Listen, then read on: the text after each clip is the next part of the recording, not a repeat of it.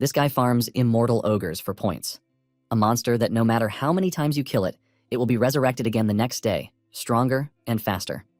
Thanks to his skill, decapitation, he drops them in one clean strike and treats the hunt like practice. With the points he earns, he blesses a withered tree into an emperor apple tree, and those apples sell for a crazy amount of money. But he wasn't always this strong. To understand the story better, let's go back to the very start. Earth was dying and lost every vitality it had to provide, and then a certain being revealed just what Earth needed. The Absolute being advised to dispatch to another world, and with this, dispatchers, who are now regarded as heroes, left the Earth for other worlds. From the other worlds, dispatchers are able to bring back new things that are essential for humanity's survival. Our MC, Chansu, is working a trash gardening job, but he wishes that he could become a dispatcher too. After the day's work, he heads to the dispatcher reunion center, where there is a bulk load of people trying to get information on their loved ones. He manages to get past all the other people who are there to reach the receptionist. The receptionist checks his log and realizes that Chansu doesn't have enough to pay for the investigation he is requesting. He tells him to come back when he finally has the required money. Chansu begs the man to at least give him some news, but he is pushed out of the way by the next customer. Chansu has no choice but to step away, and he walks back home decisively. Apparently, when he was little, his father was a top-ranked veteran, also known as a returnee. They were always together, but when Earth's condition got worse, he was dispatched again. And since then, he hasn't seen his father again. After waiting for so long, his mother also went in search of her husband, but in the end, Chansu found himself all alone. He has grown so much that the memories he has with them have started to fade. He can't even picture their faces clearly anymore. Suddenly, a bright golden light hits the outside of his apartment, leaving a massive wave that sends him flying into the wall. He passes out cold, and when he wakes up, it's been hours. An emergency news alert popped up on his phone, warning about the turbulence and flash caused by a returnee's re-entry. To make the situation worse, an S-rank returnee announces his retirement, shocking everyone. The S-rank dude talks about how he failed to protect the dispatchers who accompanied him. He also could not protect his god, and in the end, he returned alone, a failure. The dude says he can no longer dispatch because he has lost the ability and the qualification to do so. Apparently, the earthquake and the bright light were a result of his re-entry. With a broken voice, the dude announces his retirement, while asking everyone to do their best to protect Earth. This is basically bad news for everyone because Earth's population has grown below 500 million, making it hard to raise high-ranking dispatchers. Chansu cannot believe that the dude failed at his mission, and he is also retiring from it. Just then, he hears a knock on the door, and he wonders who it could be. He stands and he walks to the door, wondering why he is getting a visit because it is very unusual. He opens the door and hears a voice calling him, but he doesn't see anyone standing at the door. Just as he is about to start believing that he is going crazy, the voice directs him to look down. Chansu stares down to see a cute talking bunny holding a tablet device and staring at him. This scares Chansu so hard that he falls on his arse. But the rabbit simply continues with his business, asking him if he is Chansu. The rabbit then tells Chansu to calm his nerves because he brought wonderful news for him. The rabbit smiles, congratulating Chansu on becoming a dispatcher. Chansu is shocked to hear this, forcing him to ask the rabbit again if he knows what he is saying. The rabbit admits that Chansu is probably confused, but he assures him that it doesn't take away the fact that he has been chosen. Since Chansu is acting suspiciously, the rabbit suggests that they move to another location. As they walk through an unfamiliar hallway, the rabbit asks Chansu if he has any special skills, because most people have at least one. Chansu then replies that he is the highest in the trash league, which is why he is not even qualified to be a dispatcher. However, he is pretty good at trimming trees or flowers. The rabbit is shocked to his bones when he hears this, and Chansu is also surprised that the dude approached him without knowing that he is worthless. The rabbit then calms himself down, saying there is always a reason for everything. He assures Chansu that he might be worthless, but it doesn't change the fact that he was chosen. Chansu is completely blown away because he never expected to find himself in the dispatch center, which means a chance has finally come for him. They arrive at a very large door, and the rabbit suggests that they go inside to continue their conversation. Before the rabbit could continue with what he was saying, Chansu had reached the door. He tries opening the giant door, but for obvious reasons, the door won't budge. This is when the rabbit disgustingly asks him what he is doing with the door. The rabbit says the entrance they are going to use is to his right. Chansu doesn't want to believe his eyes when he realizes that the rabbit is pointing to a very tiny door, which is a perfect size for the rabbit, not freaking humans. The rabbit says he has never had issues using the door, and Chansu is forced to remind him that he is a freaking rabbit. Believing that the rabbit is nuts, Chansu says he has to leave, and the rabbit asks him if he is sure he is making the right decision. The rabbit reminds him that he has failed every test that he has taken, but in the end, a rare opportunity has come knocking on his door. The rabbit asks him if he thinks an opportunity like this will ever come in his lifetime again. The rabbit tries to tell Chansu that he is not trying to coerce him because he is free to leave if that is what he really wants. After hearing this, Chansu has no choice but to crawl through the small passage to follow the rabbit to his bright, tidy office. This is shocking to Chansu because he was expecting a tiny office. The rabbit then tells him that there is a world that is suited just for him. Chansu is confused by this, asking if there is a different world that fits each person. The rabbit informs him that there is a world called block-type land grabbing, and it has an event in progress. Chansu's eyes light up in shock when he sees this, and the rabbit assumes that he knows about it, but Chansu says it is his first time hearing about it. The rabbit mentions that the world is the most sought after in recent days. Apparently, the world has the unique feature of receiving the divine protection of a god. Chansu becomes more interested when he hears this because the returner also made mention of a god. The rabbit notices the change in expression and he assures him that choosing him has no connection to the recent event. Chansu then asks the rabbit what type of god he is talking about, and the rabbit mentions that gods are assigned on a random basis, but since Chansu is his favorite person, he might as well give him the chance to choose what god he wants. The rabbit then brings out 3 cards, asking Chansu if he is ready to choose. Chansu is confused by this because he doesn't even know which of the cards is good or bad. The rabbit reminds him that this opportunity might not come again, and Chansu agrees with him. Remembering his father, Chansu is pissed that he is even hesitating in the first place. Chansu then chooses his card and a visual representation of the god appears right in front of him, shocking him. This scares the living daylight out of him, and when he stares at the card that he chose, he realizes that it is the god of negation, with a 44% rate. The rabbit urges him not to be a coward because everything he just saw is nothing but a dramatic effect. With his heart almost out of his body, Chansu is forced to ask just what kind of god would require an effect that almost sends him to the afterlife. In addition, Chansu doesn't think the god is the right choice for him because the name alone spells trouble. Chansu gets back on his feet and nervously asks the rabbit if there is a chance that he can draw the cards again. The rabbit assures him that he can, ultimately shocking him. Chansu quickly draws the card and just like before, he pulls the god of negation again. Chansu is pissed, and he starts assuming that the draws are a scam because there is no way he is getting the same god every single time. The rabbit then tells him that there is nothing wrong with the cards. Chansu is surprised to see the rabbit change his expression, and then he tells him that he has just one last chance to draw a card. He urges Chansu to choose properly this time around. Chansu is frustrated, and he hopes to just pick anything, which is basically not the god of negation. He draws another card, and this time a bright green light appears, and Chansu's face brightens up with hope. This time around he pulled a card, which is the goddess of abundance, but it has a less than 1% probability. He is about to lose interest when he sees a visual representation of the goddess, and boy, she is freaking hot. Even the rabbit can see the practical imagination on Chansu's face. The rabbit smiles, asking Chansu if he would like another chance. This shocks Chansu because the dude literally just told him he was giving him the last chance. Chansu then asks the rabbit what would happen if he decides on the current card, and the rabbit lets him know that he would have to depart immediately. Chansu is shocked to hear this, and the rabbit asks him if there is any reason for him to hesitate. He tells Chansu that he has a rare chance to go from being a dispatcher to becoming a returner. The rabbit starts feeding his head with sweet imaginations of how people will celebrate him for being a hero. The rabbit tells him that being a dispatcher will give him a very good life, which is 10 times better than the one he is currently living. Chansu realizes that the rabbit is actually right because his life is basically worthless in the first place. He makes his decision, and the system informs him that he has been chosen to serve the goddess of abundance. The image of the goddess is shown to him, and it is just what he imagined in his head. Chansu smiles, believing that he would be able to do anything if he were with such a goddess. Chansu then asks the rabbit where he is supposed to go. The rabbit opens a portal, saying it is time for them to go. But just then, he pushes Chansu straight for the portal. Chansu fears, asking the rabbit if it is really safe for him to enter the portal. The rabbit teases him that the portal is beautiful, but to Chansu, he is staring at an obvious death trap. Nonetheless, he has no intentions of backing down, as he plans to become very successful to show his haters that they are trash. While he is busy thinking about how he is going to become successful, the rabbit pushes him into the portal. Just then, a voice scolds the rabbit for directly intervening in the matter when he knows that it is quite forbidden. The rabbit replies that they have no choice because Chansu is the only one who can help. While getting sucked into the portal, Chansu spots the loading screen, and a tip pops up, telling him the percentage signifies the size of the god's faction. This shocks Chansu to his bones because he thought the percentage was a probability, but it turned out to be something worse. Chansu finally makes it to his new world, with the pain that he is just learning about something so crucial. He looks around to see that everywhere is not far from a wasteland. In addition to the goddess not having a faction, he has found himself in a doomed land. Seeing this, tears fall out of his eyes, and he concludes that he is done for. Chansu was expecting an abundant land, but everything he is staring at is nothing but a wasteland. The system window pops up again, welcoming Chansu to the world of digging. It tells Chansu that he is the apostle of the goddess, and he is required to secure as many land rights as possible through digging. Before he starts doing anything, he thinks of looking around first. He figures out that he needs to find the goddess, and he suddenly runs into an old, shabby sickle. He wonders if someone used it and then threw it away. Since he is a gardener, the sickle matches his hand really perfectly. Suddenly, he feels an overwhelming presence behind him, and fear grips him that a monster is about to consume him. Fear creeps through his body when he realizes that he hasn't even met the goddess yet, and a monster is about to make a meal of him. Chansu concludes that death is the last thing he wants at the moment. He decides to threaten the monster by swinging his sickle. He turns around and swings it really hard, only for him to see that there is no monster but a cute hamster staring at him. Chansu crouches to stare at the hamster, and he can clearly see that it doesn't harbor any sense of hostility toward him. Suddenly, it crosses his mind that he might get a bonus for taking out the hamster, and the hamster screams out its lungs in fear. Chansu smiles, because he has successfully messed with the hamster. He decides to let it live as long as it doesn't cause him any problems. Suddenly, the hamster turns around to leave. The hamster stops at a distance, beckoning Chansu to follow him. Chansu then runs after the hamster, which is pretty fast for its size.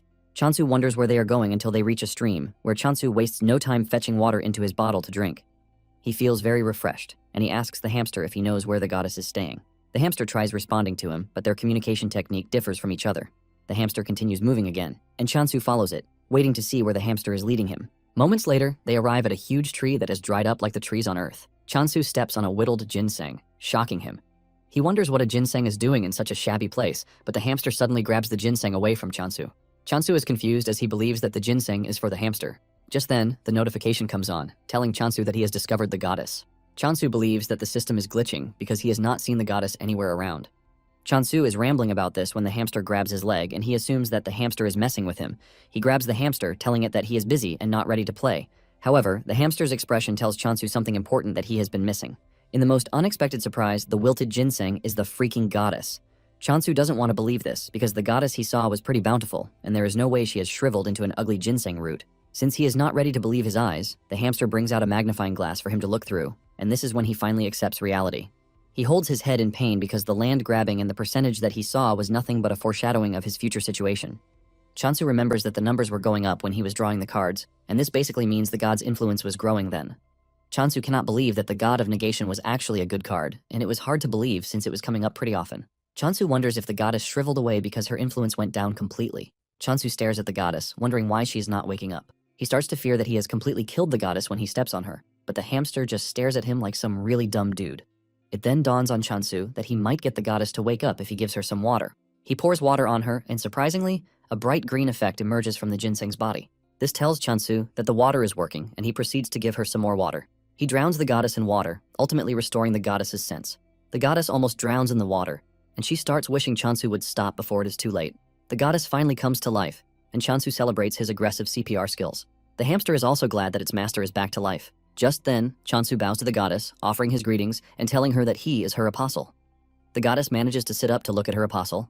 Chansu is totally confused about what to do until the Windows notification pops up, telling him that he can become stronger by using his skills. Chansu is surprised because he didn't know that there were skills readily available for him. He sees one of the skills, which is the goddess's blessing, and even though there is no description of what the skill does, Chansu assumes that it is for making crops beautiful. Just then, he applies it, and he realizes that the blessing is called decapitation. This shocks Chansu, since decapitation basically means cutting off a head. He doesn't want to imagine himself cutting heads around just to live an abundant life. However, he concludes that there is no way the goddess of abundance would grant him such a violent skill. Chansu turns to the goddess to ask her if he is truly meant to cut somebody's head off, and the goddess's reaction just confuses him. He then concludes that there is nothing else but to decapitate someone. Chansu starts thinking about the several things that this might entail, and then it suddenly dawns on him that the hamster might be ripe for decapitation. The hamster is busy celebrating the revival of the goddess, not knowing that Chansu is staring at him with the most evil eyes ever. The hamster turns around to see Chansu fully armed and ready to turn it into two pieces. Just before the sickle can hit, the hamster makes a run for it. Chansu continues his chase, and realizing that there is no way out, the hamster hides behind the goddess. Chansu calmly tells the hamster that he is not happy with what he is about to do, but it is all for the goddess's sake. Suddenly, the hamster and the goddess start to panic, and when Chansu turns around, he sees a terrifying creature standing behind him. Chansu also notices that the hamster has jumped in front of the goddess, and this is when it dawns on him that the hamster wasn't a monster after all. Chansu admits his mistake and figures out that he has to make amends for his mistake by defeating the real monster standing in front of him. However, the question of whether he can do it remains a thing. Nonetheless, Chansu is a brave dude, and he charges at the monster with the sickle in hand, and thanks to the decapitation skill, he can see exactly where he needs to cut. He activates the decapitate skill, and he leaps at the monster, swinging the sickle so hard that it takes down the monster in one strike. The hamster and the goddess are left in shock when they see this. Chansu casually returns to the goddess like he didn't just do something pretty crazy. Chansu then bows to the hamster for mistaking him for a monster and almost sending him 6 feet underground. He asks the hamster to forgive him, and the hamster smiles before giving Chansu a thumbs up to let him know that he is not holding grudges against him. Chansu is happy to see this, and he gives the hamster a name, Hamstol. The name sounds so good to the hamster that it starts to blush hard from it. Just then, the Windows notification pops up again, telling Chansu that the head of the monster will automatically be transported due to the skill's effect. This is when Chansu finally learns the name of the monster that he killed, which is the Immortal Ogre. Because he has defeated one ogre, a kill count also appears to show him that he can kill as many of them as he wants. Chansu is surprised that the monster is known as the Immortal Ogre when there is nothing really immortal about it. The system comes up with another notification, telling Chansu that the transported offering now belongs to the goddess. Chansu turns to look at the goddess, and he realizes that the goddess has become even fresher than before. It dawns on Chansu that if he continues working hard and terminating monsters, It will, in turn, help the goddess return to her best form. Motivated to see the goddess's hot body, Chansu runs off to find more monsters to kill. He soon runs into a horde of immortal ogres. He gets another tip that there are unidentified points that can only be used by the world system, which means that they cannot be traded between individuals. Chansu is surprised because he didn't know when he acquired the points. Nonetheless, it is a good thing for him, and he figures out that getting rid of the ogres is the next thing on his list. Chansu is glad that he can wield the decapitation skill because it makes killing the ogres easy for him. Chansu dashes toward the ogres, activating the decapitation skill, and he cuts them down with just one swing. Another tip pops on, telling him that he can acquire points by killing monsters. Chansu sees this as a go-ahead to kill as many monsters as he can because the system just gave him the go-ahead. Chansu has defeated 4 immortal ogres already, and he thinks of killing about 100 just for the feel of it. After defeating the first wave of monsters, Hamstall celebrates on Chansu's shoulder as if he were the one who defeated the monsters. Chansu then asks why the monster is called an immortal ogre when they die too easily for something that should be eternal. Since no one can answer his question yet, he figures out that he will get the answer to his question if he continues defeating the monsters. Chansu returns to the tree to find the goddess looking even more beautiful than before. Chansu smiles because the effect is coming in faster than he even thought. He is excited to see the goddess return to her original form. The goddess then points to the huge tree, leaving Chansu confused about what he is supposed to do. It then dawns on him that the goddess is asking to be lifted into the tree. Chansu helps the goddess up, but the goddess beckons to him. The system then tells him that he can use the Blessing of Abundance, but every skill consumes points. Chansu touches the tree and activates the Blessing of Abundance. He pours all of his skill points into it, and with the help of the skill, he makes the tree bountiful again. By the time he is done, he is surprised to see that the tree is an apple tree, and there are apples hanging everywhere. He plucks one of the apples that looks really giant. Even though he has not seen an apple before, something tells him that it shouldn't be that big. Even though he is tempted to munch on the apple, he decides to offer the first harvest to the goddess. The goddess accepts the fruit, and to his shock, the goddess absorbs the apple in seconds. This leaves Chansu questioning the possibility of what he just witnessed. He realizes that the goddess is quite powerful and figures out that getting on the goddess's bad side is not a good thing for him. Chansu leaps onto the tree to fetch a bunch of apples so that he and Hamstall can both eat. Chansu figures out that he has to be pretty strong because the goddess he serves is not one to joke around with. Chansu munches on the apple, and he is surprised at just how delicious it is. While he is quietly enjoying his apple breakfast, the goddess, on the other hand, is wondering how Chansu is able to defeat several monsters in a single day. In addition to this, he was able to bring such a giant tree to life in just a day. A cold feeling runs through the goddess's body as she starts to wonder where such a monstrous boy like Chansu emerged from. Taking a deep dive into Abundance's backstory, she was in charge of food, and she was a force to reckon with because of the high-quality agricultural products that she offers. However, when the god of corruption started absorbing other factions, Abundance had no choice but to run away because corruption's power was getting too massive. To survive, Abundance abandoned her trade and resorted to hunting monsters, but her forces were unfit for combat. Because of this, they could not win a single battle, and as a last resort, they modified their skill to make something else. However, this didn't guarantee Abundance's survival. Basically, the decapitating skill that Chansu thinks is for cutting off monsters' heads is actually a skill to help Abundance's subordinates bring back the heads of dead animals or monsters. Because her subordinates were bad at combat, they could only do their best. Just by staring at Chansu, the goddess is crippled with fear because he is completely different from what she envisioned. She wonders why Chansu chose her, but nonetheless, she comes to the conclusion that Chansu now belongs to her. Chansu is trying to get another apple fruit when the goddess clings to his leg, and this scares Chansu, who believes that the goddess is trying to absorb him. But the goddess is only trying to hug him to thank him for everything so far. Later on, the goddess falls asleep, and Chansu lays her on the altar to sleep, but a loud thunder strikes out of nowhere. Chansu fears that this will wake the goddess, but to his surprise, the goddess remains fast asleep. Just then, Chansu realizes that apples alone won't sustain him. And at that moment, the system informs him that the delivery event is now in progress. Chansu is surprised to see that something like this exists. However, to make a delivery, he has to be able to contact those back on Earth. However, he notices that Hamstall is also tired, and he lays him beside the goddess. He even covers the two with leaves to serve as a blanket. Meanwhile, at the Reincarnation Trading Company, Hasujin, the Apostle of Reincarnation, bursts into her boss's office to scold him for giving him more work, even though she is already busy as it is. It turns out that they have gotten the order to deliver apples. The order also states that there is no money involved, which means that they are going to barter apples in return for goods. Hasujin screams at her boss, asking if she did something wrong, and he decides to punish her with this trash of a job, but her boss says no. Her boss tells her that the business trip to get the apples is actually good for her because she won't have to work, and this will serve as a break for her. Her boss tells her that staying at the office means more work for her, and he urges her to use the trip to clear her head a bit. Hasujin argues with him, saying there is no one else to send on the trip, which is why he is sending her. Her boss chuckles nervously because she might be right with her deduction. Her boss urges her to get a move on because she might just discover something lucky on the trip. He waves her goodbye, hoping that something good comes out of the trip. Hasujin checks out the order logs and realizes that there are a bunch of deliveries that she has to do, and she hopes that it is worth it, or else there is going to be a big problem. Meanwhile, Chansu has been gathering apples in preparation for delivery. While Chansu is gathering the apples, Hamstol is having a field day with them. Chansu soon finds him munching on the apples, and he grabs him, telling him to stop messing around with the apples. He tells him that the apples are for trading because they will be meeting with someone later in the day. Since the delivery person will be coming a long way, Chansu figures out that acting all cool on the first day will leave a good impression on whoever the person is.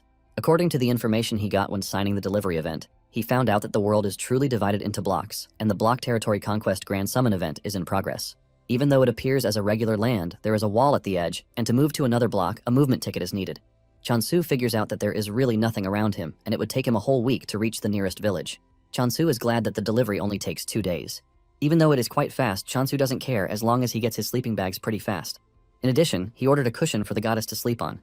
Chansu is aiming to raise the goddess's affection to the maximum to make sure he doesn't get on her bad side. Chansu also notices that the immortal ogres have been showing up on their own since the day before, which is a good thing for him. He has finally figured out in the name that the immortal is more or less a reviving term. Nonetheless, Chansu doesn't care, as long as he gets to terminate as many of them as he can, while farming for points. While battling it out with the monsters, he almost gets crushed from behind, but he manages to dodge. This is when it dawns on him that the monsters have gotten slightly faster. He assumes that the monsters grow stronger just like skills do. Even with this, Chansu feels no danger coming from them whatsoever. While taking out the monsters, Hasujin is watching from the sky, and she has the same reaction as everyone who has witnessed Chansu take on the monsters. All she sees is a crazy overpowered dude who has monsters for breakfast. Apparently, the immortal ogre was once considered the main hunting target for most dispatchers because it provided more points than regular monsters. However, no matter how many times it was killed, it always resurrected the next day, stronger than before. Even if the dispatcher moved their block, it would continue coming after them, which makes it the most persistent monster. In addition to this, it usually leaves a curse on its target, giving it the chance to wear them down until they eventually collapse. In the end, it became a creature that everyone avoids. That same creature is what Chansu is cutting down like tissue. Hasujin starts wondering if Chansu is so reckless that he doesn't even care about the monster's retaliation. Hasujin also notices that Chansu is not even purifying the defeated monsters. With everything she has seen, she assumes that Chansu is a swordsmaster. But then, she wonders why a swordsmaster would be picking apples out of all the things that he can pick. Hasujin concludes that Chansu is not a smart swordsmaster, but to avoid his wrath, she believes that it would be best to deal with him in the most gentle way possible. After taking down the horde of immortal ogres, Chansu realizes that he has gained a ton of points and that it is increasing exponentially too. Because of the blessing, an apple now costs 1,000 points. Chansu figures out that hitting 100 is not going to be a problem for him. He had been wondering why there was a shrine in the region in the first place, but it appears to be a jackpot for him. Just then, Hasujin approaches him and she humbly bows to him.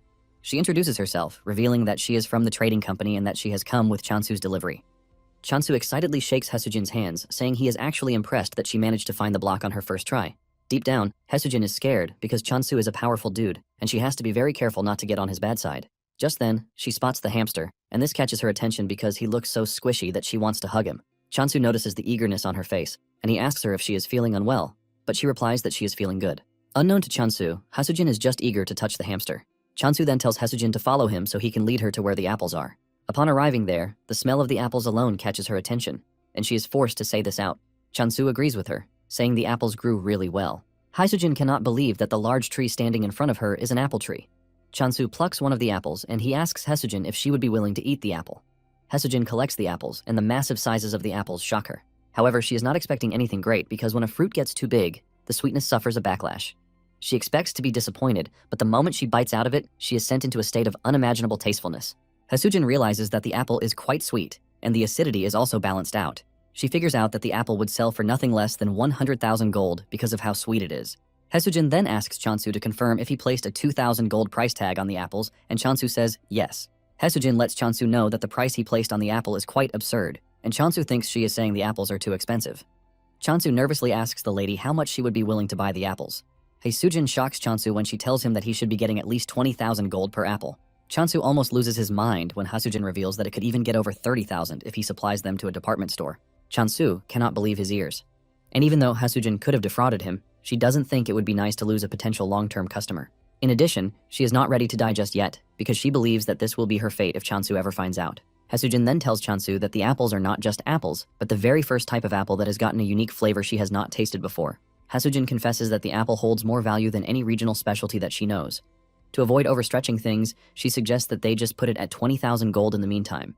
She brings out a formal contract, telling Chansu that the other balance will also be settled once he signs the contract. Chansu collects the pen and he looks through the contract to see what it entails. Once he sees that it is something favorable to him, he smiles. However, he suggests that they adjust a particular section of the contract. Haesujin is surprised when she realizes that the company's share percentage has gone up. Chansu lets her know that it wasn't a mistake, but he did that because he would like to build a long-lasting relationship with Haesujin. In addition, Haesujin was honest with him about how much the apples are worth. Chansu stretches his hand forward to shake her, and this shocks her. She then thanks Chansu for accepting the contract, and she hands over the items that he ordered. Among the things he ordered are seeds, food supplies, and cooking tools.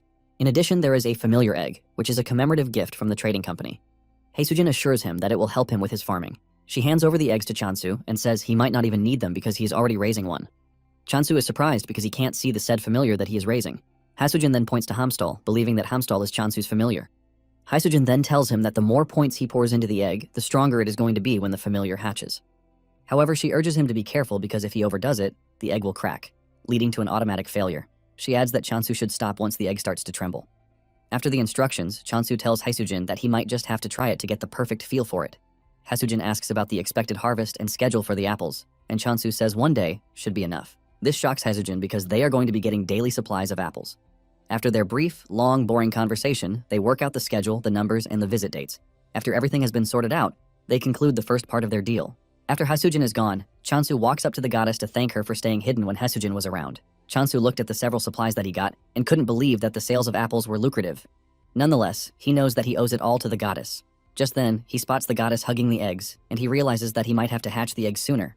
However, he is going to need more points if he is going to do this. To do this, he figures out that killing more monsters is the way forward. Chansu is proud of how things have come so far, but he is not delusional enough not to know that there will be difficulties ahead. Even with the thought of this, Chansu is not scared because he is built to face challenges. When Haesujin returns to the trading company, she tells her boss everything that she saw. She tells her boss that Chasun is definitely Korean, but she assumes that he is a member of the combat factions. Her boss is surprised that a combat-oriented person is able to raise such a good bulk of apples. Haesujin reveals that Chansu took down undead monsters with just a rusty sickle, and he only targeted their heads. Haesujin's boss believes that the dude might be aiming to become a swordsmaster by putting himself in a tough situation, just like a dude Rohan did. Haesujin's boss then says it would be advisable for them to keep Chansu hidden rather than assign guards to his position, and Haesujin agrees with this. While saying this, the dude doesn't stop munching on the sliced apples in front of him until Haesujin grabs his hand, reminding him that they are supposed to eat them together. Back in the world of abundance, Chansu is already pouring points into the eggs to try and hatch them. He wonders if he is going to get a cute or strong monster from the eggs. Just then, the egg cracks, leaving a bright light, and Chansu believes that an SS rank familiar is going to step out of the egg. Chansu's entire smile fades away when he sees a chick popping out of the egg. He cannot believe that all the hype was just for a big chicken when he was hoping to get a worker. He starts wondering what to do with the chick, and the first thing his mind goes to is to raise the chick to eat it. However, he is hesitant because he cannot just cook and eat a chick that he poured 120,000 points into. Because he is trying not to get too attached, he decides to give it the name Ari. Just when he is trying to get familiar with the Ari, the other egg starts to hatch too. Just like before, Chansu is hyped, as he believes that this will come out to be a worker. However, his face crashes in disappointment when a pig emerges from the egg, and Chansu wastes no time giving the pig the name Doji. Chansu is extremely disappointed, leaving him to wonder why he is getting only ingredients. He was told that he was going to get a familiar, but at this point, he thinks he has been scammed. Just then, Ari and Doji walk up to the goddess to greet her, and the goddess urges the two to forgive her for failing to protect them to the very end. The two also apologize for not being able to serve their goddess the way they should have served her. The goddess appreciates their honesty, but tells them that there is something they need to be careful of, and this is her apostle. She tells the two that Chansu doesn't know that they are her retainers, and he might just sell them off if they prove to be useless to him. To make it worse, he might even eat them, and the two can feel the scary aura coming from Chansu, which makes the goddess's claim valid. The goddess urges the two to be on their best behavior until Chansu is able to obtain the communication skill. The two agree with the goddess, saying it would be better for them to just observe as it is. The next morning, Chansu heads out as usual, and his main targets are the undead monsters. Doji and Ari wake up early in the morning to hear commotion everywhere. The sleep disappears from their eyes when they see Chansu running about, cutting down undead monsters. This is when it finally dawns on the two that Chansu is pretty dangerous, and the goddess was not joking when she told them to be on their best behavior. Ari tells Doji that Chansu was staring at them in the weirdest way, and Doji panics when he remembers this. Just as he finishes taking out the undead monsters, Ari and Doji appear with a towel on their head. They praise Chansu for the hard work and tell him to clean up with the towel. The two have seen Chansu in action, and they have finally understood what the goddess told them about being useful. Chansu thanks the two for being thoughtful, and after cleaning up, he offers them an apple. Doji rushes toward the plate while Ari is trying to act like he is not a glutton. Chansu is happy to feed the two because he once heard that grape-fed pork always tastes better. Ari tries to stop Doji from eating so he won't grow into Chansu's desired flavor. However, Ari also gets drawn in by the flavor of the apple because of the amount of points that Chansu poured into it. Nonetheless, he manages to control himself. Chansu then offers him grains and he jumps on the grains without wasting time. To him, he is making the right decision because he is never going to grow into fried chicken like Doji. After this, Chansu moves over to farming. He has Doji dig the ground, while Ari plants the black bean seeds.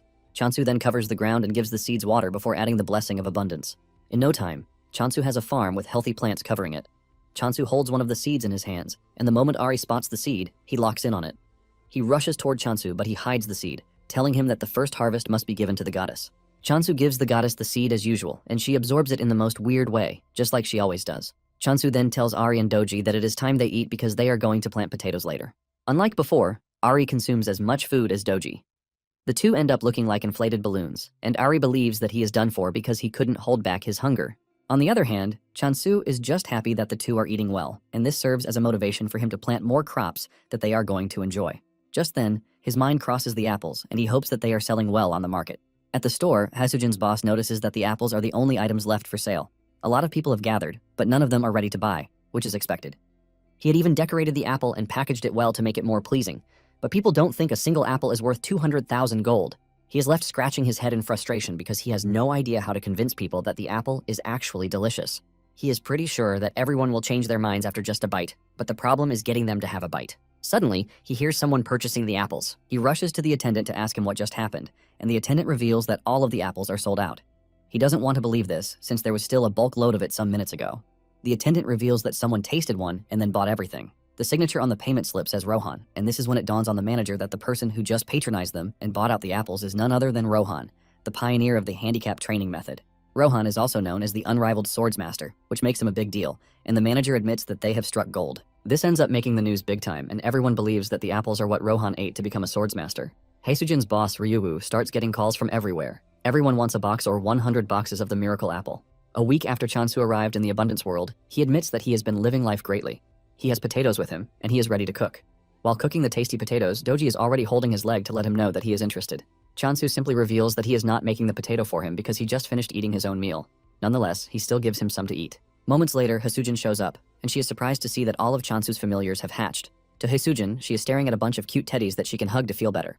Meanwhile, Hamstal and the other two are covering the goddess to make sure that she is not exposed to Hasujin's glaring eyes. Chansu then asks Hasujin why she came. Hasujin mentions that she has some good news for him. She brings out sales receipts to tell Chansu that all the apples sold out, and they all sold out for the tagged amount too. Chansu holds his head in shock and amazement because everything went off in just 2 days. Hasujin tells him that the most unbelievable part of everything is that everyone now wants a taste of the apple. Chansu is blown away because he never saw apple as something that would command so much money. He remembers that apples were usually sold for less than 1,000 gold. Because he's getting 30% of the profits, Chansu realizes that he is going to make at least 60,000 gold per apple. With a simple calculation, he realizes that he would have gained 3 million in one day if he managed to sell 50 apples. Chansu's mind blows out of the roof when he realizes that an annual profit of 1 billion is coming his way. Chansu is glad that he is on the right trajectory, and he believes that with this, he might be able to find a clue about his parents. Chansu tells Hasujin that he is not a mood killer, but he asks her how long she thinks the hype over the Emperor apples will last. Chansu knows that the apples are currently popular, but he also knows that there is no way they will continue selling for that huge amount in the future. Hasujin then assures Chansu that she understands his concern, but lets him know that 100 apples a day to a target audience of 1 million means they will still be in business for 27 years. Chansu is shocked to hear this, and he assumes that it is an overestimation. Hasujin then tells Chansu that he has nothing to worry about. Hasujin then asks him if he has thought about increasing his apple production. Chasun smiles nervously, saying he has grown other crops too, and it will be nice if she tastes them. He assures her that they are as tasty as the apples. Hasujin's eyes light up like a goblin when she hears this. Chansu then tells her to sit tight while he serves her potatoes first. Hasujin takes a bite out of the potatoes and she melts in sheer joy at how sweet they are. She starts imagining all the good things that will come out of the potato if managed right. Just then, Chansu shows up with pancakes and fries. Hasujin shed tears as she consumed the food in front of her. She mentions that the potato fries can be considered a main dish instead of a side dish. Chansu then finishes the combo with roasted sweet potatoes. The moment he serves this, Doji and Ari go crazy, demanding that he give them too. Chansu then suggests that they all eat together. Chansu notices that Ari is looking skinny, and there is one explanation for this. It is basically because Doji has been stealing Ari's food, preventing him from eating properly. Hamstal jumps on the table to eat with Hasujin, and Chansu asks Hasujin for her thoughts on the potatoes because he plans on selling them too. Hasujin thanks Chansu for the delicious meal, and then asks if there is a way he can grow the crops and also increase apple production. Chansu replies that it would be difficult, since he is going to need more points. At the same time, Chansu doesn't think it would be wise for him to use all of his points on farming. Hasujin lets Chansu know that his efforts are appreciated, but she urges him to focus more on apples. Hasujin mentions that all of the apostles are Korean, and the culture of the world is built on this. Hasujin says the food is amazing, but lets Chansu know that it is hard to charge a premium price for crops alone. Hasujin says the crops won't be as profitable as apples even if people start to demand them. Hasujin goes on her knees, begging Chansu to consider apple production as his primary assignment. Realizing that there is no changing her mind, Chansu asks her if 100 apples a day will be enough, and her eyes light up when she hears this. She thanks Chansu for reconsidering and putting her suggestion into the books. The next day, Chansu steps out to hunt monsters as usual. Doji asks Ari if it is important that they follow Chansu every time he steps out, and Ari screams at Doji, telling him that they are the only ones who can keep watch, because Hamstel is basically useless. Unknown to them, Chansu is actually wondering why the two keep following him everywhere, and he assumes that they are combat-type familiars. Chansu doesn't think there is any way actual familiars will be pretty useless to the point that the only thing they can offer is to eat. His conviction soon goes down the drain when he sees the two getting chased down by an undead monster.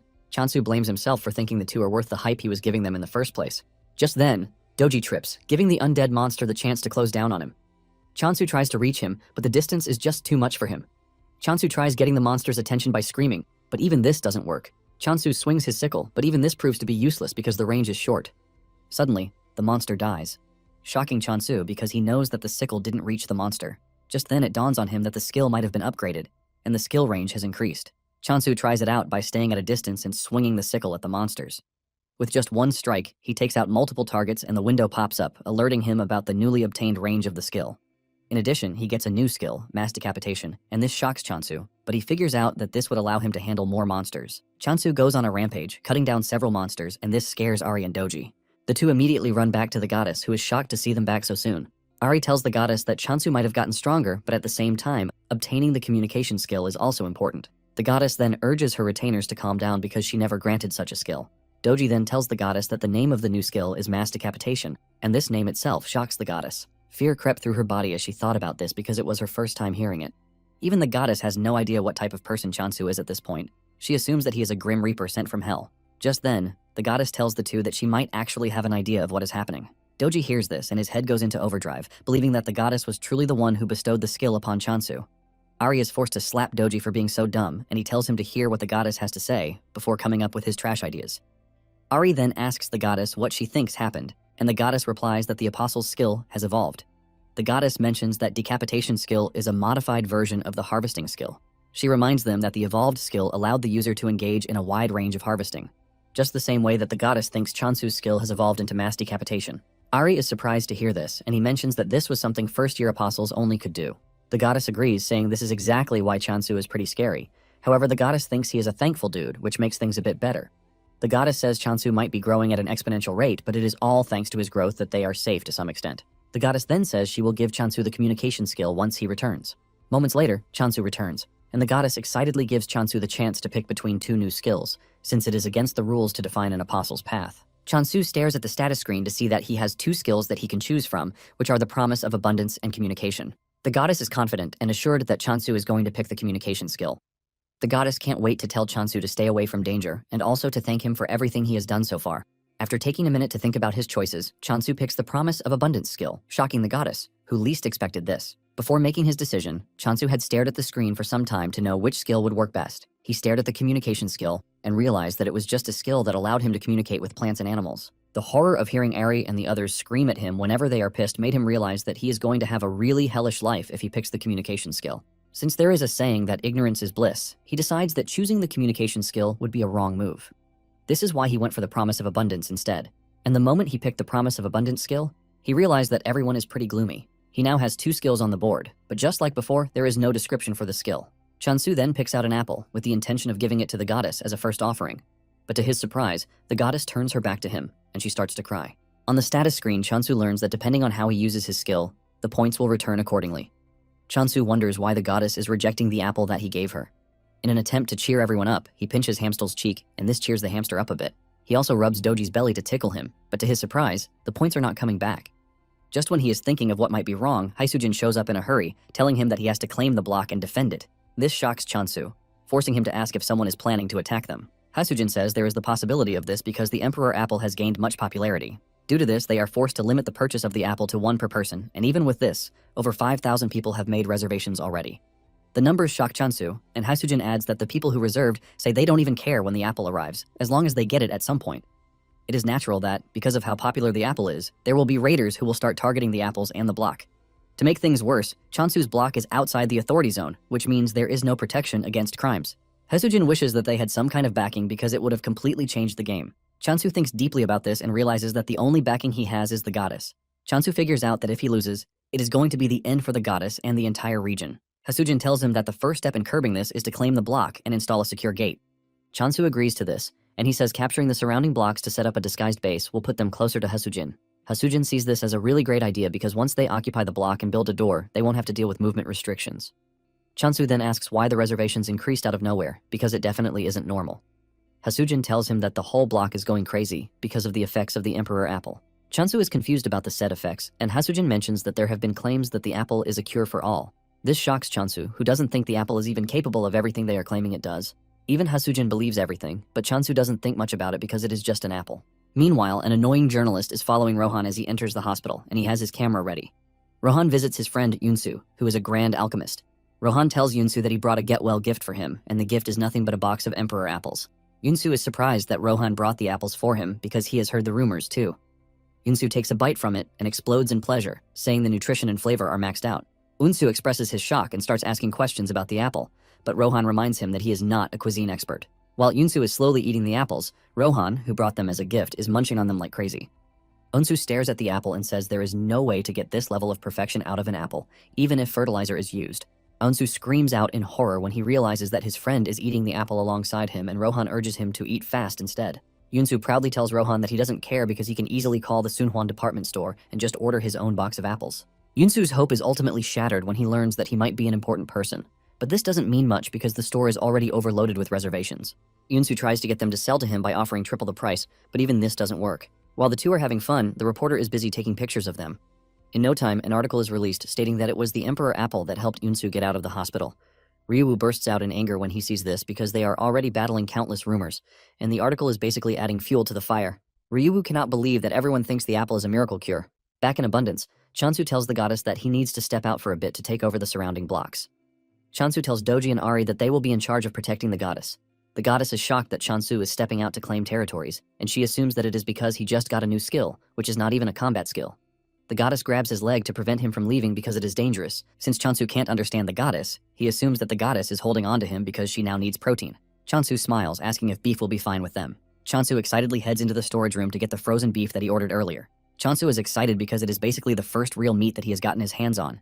Back on Earth, he only feasted on lab-grown meat. Chansu excitedly puts on the stove and he starts grilling the meat. He admits that the smell is definitely on a different level from the cultured meat he has always eaten. Doji is already excited to eat the meat, but Chansu tells him that the meat is for the goddess. Even Ari is disappointed because Doji just ate, and he is already eager to jump on grilled meat. All while he is preparing the meat, the goddess looks absolutely mad, and Chansu believes that she is just hungry. Moments later, he finishes the meat and hands it over to the goddess, but to his surprise, the goddess trashes the delicious-looking meat. This shocks Chansu, who thinks the meat is spoiled, which is why the goddess threw it on the ground. Chansu takes out a part of it to try it to see if it is good, and he concludes that it is sweet. However, he believes that something is missing because it doesn't have the shock value of when he first had the apple. He assumes that this is the reason the goddess didn't eat either. Unknown to him, the goddess is crying so that he wouldn't go. But sadly, he can't hear her since he foolishly ignored the communication skill. On the other hand, Ari and Doji are celebrating because Chansu tells them that he is going to bring delicious meat for them when he comes back. That night, Chansu steps out just as planned. And while Ari and Doji are sleeping like logs of wood, the goddess stays awake, totally worried. Chansu arrives at the edge of the block, and the system asks him if he wants to move to the next block. Chansu then accepts the option, and he finds himself in the next block, but everywhere is pitch black. He uses the lantern to gain some visibility, and he realizes that he is in a jungle, which is completely different from where he was before. Suddenly, a swarm of flying monsters dashes toward his location, and because they are too small, Chansu makes a run for it. They are so small that he can't even target their necks, and he figures out that running back to where he came from is his best option. Suddenly, the undead monsters cross over from the other block. Chansu is shocked to see them, but before he can make a violent move, he realizes that the monsters are on his side. Since he can't hear them, he doesn't know that the undead monsters are ready to protect him from other monsters because they believe that they are the only ones who have the right to kill Chansu. To make sure that they can uphold this, they are ready to protect him. The undead monsters then head straight for the bugs to start wiping them out, giving Chansu the chance to retreat back into his own block. Just then, the system informs him that he has earned bonus points from defeating evolved monsters. This shocks Chansu because he is basically earning points from the monsters that the immortal monsters defeated. Chansu smiles evilly because he has somewhat hit a goldmine of points. He realizes that this changes everything because he is gaining points, and his customers are also increasing. The undead monsters that he was once running from are now bonuses to him. Back at the department store, Haesujin complains about the number of calls and orders that they have gotten. Ryuhu confesses that they have been allowing the rumors to fly for so long, but he doesn't think they can allow it to spiral any further. To curb the entire problem, he tells Haesujin that any mention of the Emperor Apple is strictly forbidden. He says there will be no more response to inquiries or interviews. He suggests that they greet all questions with silence and indifference. Haesujin thinks this might not be feasible because it is going to be total chaos. Ryuhu argues, saying they can't let out a word again even if they are threatened. Just as he mentions this, a sword appears on his neck, making his joke turn into reality. A voice appears from behind, apologizing for startling them. Ryuhu turns around to see that the person who held a sword to his neck is the swordsmaster, Rohan. Ryuhu is crippled with fear, and he asks Rohan why he has come to the office. Rohan says he has talked to Ryuhu's boss already, but he didn't give him the answer that he wanted. However, he hopes that Ryuhu will be more cooperative. Rohan then drops the big question, asking Ryuhu who is responsible for growing the Emperor Apple. In addition to this, he wants to know where the said person is. Ryuhu immediately runs behind Haesujin, telling her to explain things to the scary Rohan. Haesujin is shocked that Ryuhu is hiding behind her when he is the senior and should be the one explaining things. Ryuhu frantically tells Haesujin that he never thought Rohan would bring a real sword to a civilized talk. Haesujin is ultimately disappointed, and she finally understands the saying that bosses are trash. Even though she is scared, Haesujin stands her ground, telling Rohan that the company doesn't joke with their clients' information. The moment Rohan hears this, he pulls out his sword and the two almost faint from fear. Surprisingly, Rohan drops the sword on the floor instead of ripping them apart with it. Rohan then tells the two that he doesn't need them because he is just going to find the farmer by instinct. After saying this, he turns around to leave, shocking Ryuhu and Haesujin. Haesujin has no idea what is happening, and he asks Ryuhu what the dude meant by instinct. Ryuhu reveals that swordmasters usually have instincts that are far better than those of a regular person. He tells Haesujin that he once heard that Rohan solved many problems in the past using his instinct only. Haesujin is blown away by this, leaving her to wonder if what Rohan just said is possible. 2 days later, Chansu was waiting for the arrival of Rohan because Haesujin had already gave him the heads up. He wonders why Rohan has not shown up at his doorstep even after 2 days. Suddenly, he gets the notification that someone has entered the block. Without a doubt, he figures out that it has to be Rohan. He stands by the door, waiting for him to enter any minute, but to his surprise, no one enters. He assumes that there is a glitch in the system since all visitors are expected to enter through the gate. He checks through the system again, and he figures out that it is not a glitch. He decides to check out the surroundings just in case, and suddenly he is hit with a big surprise. Chansu watches as Rohan tears down a section of the barrier with nothing but his sword. Just the sight of Rohan sends chills down his spine, and Rohan walks up to him, asking him if he is the apple cultivator. Chansu tries to hide his nervousness by welcoming Rohan the best way he can. Rohan goes straight to the point, telling Chansu that he is there to buy apples. Chansu is shocked by the sudden request, and he asks him how many apples he plans to buy. Rohan says he would like 100 apples, but if he can get 200, he doesn't mind. This shocks Chansu, and he screams out, telling Rohan that what he just requested is practically impossible. Chansu mentions that the limit to apples that he can sell is 50. Without arguing, Rohan says he is fine with 50 apples. Chansu then asks him what price he is willing to offer for the apples, and Rohan says 200,000 gold each. This shocks Chansu, who tells Rohan that they don't offer packaging like the stores, but Rohan doesn't mind one bit.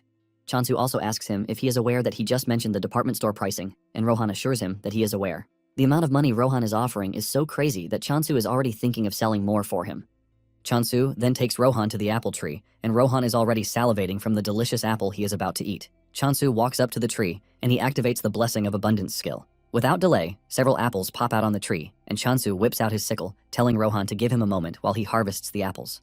However, Rohan tells him that there is no need for this. He brings out his sword, and in seconds he cuts down all the apples, leaving Chansu in a state of horror.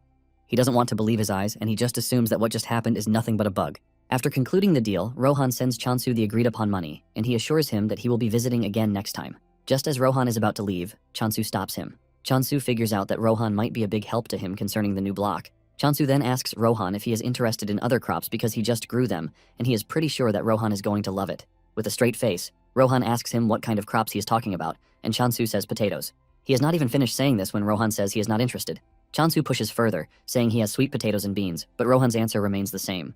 After denying all of his requests, Rohan says he is going to leave. Realizing that Rohan is integral to his plan, Chansu makes a desperate move to tell Rohan that he is going to give him more apples than what they agreed upon. Chansu can sense that Rohan is not a bad person, even if he appears to be strange and wild.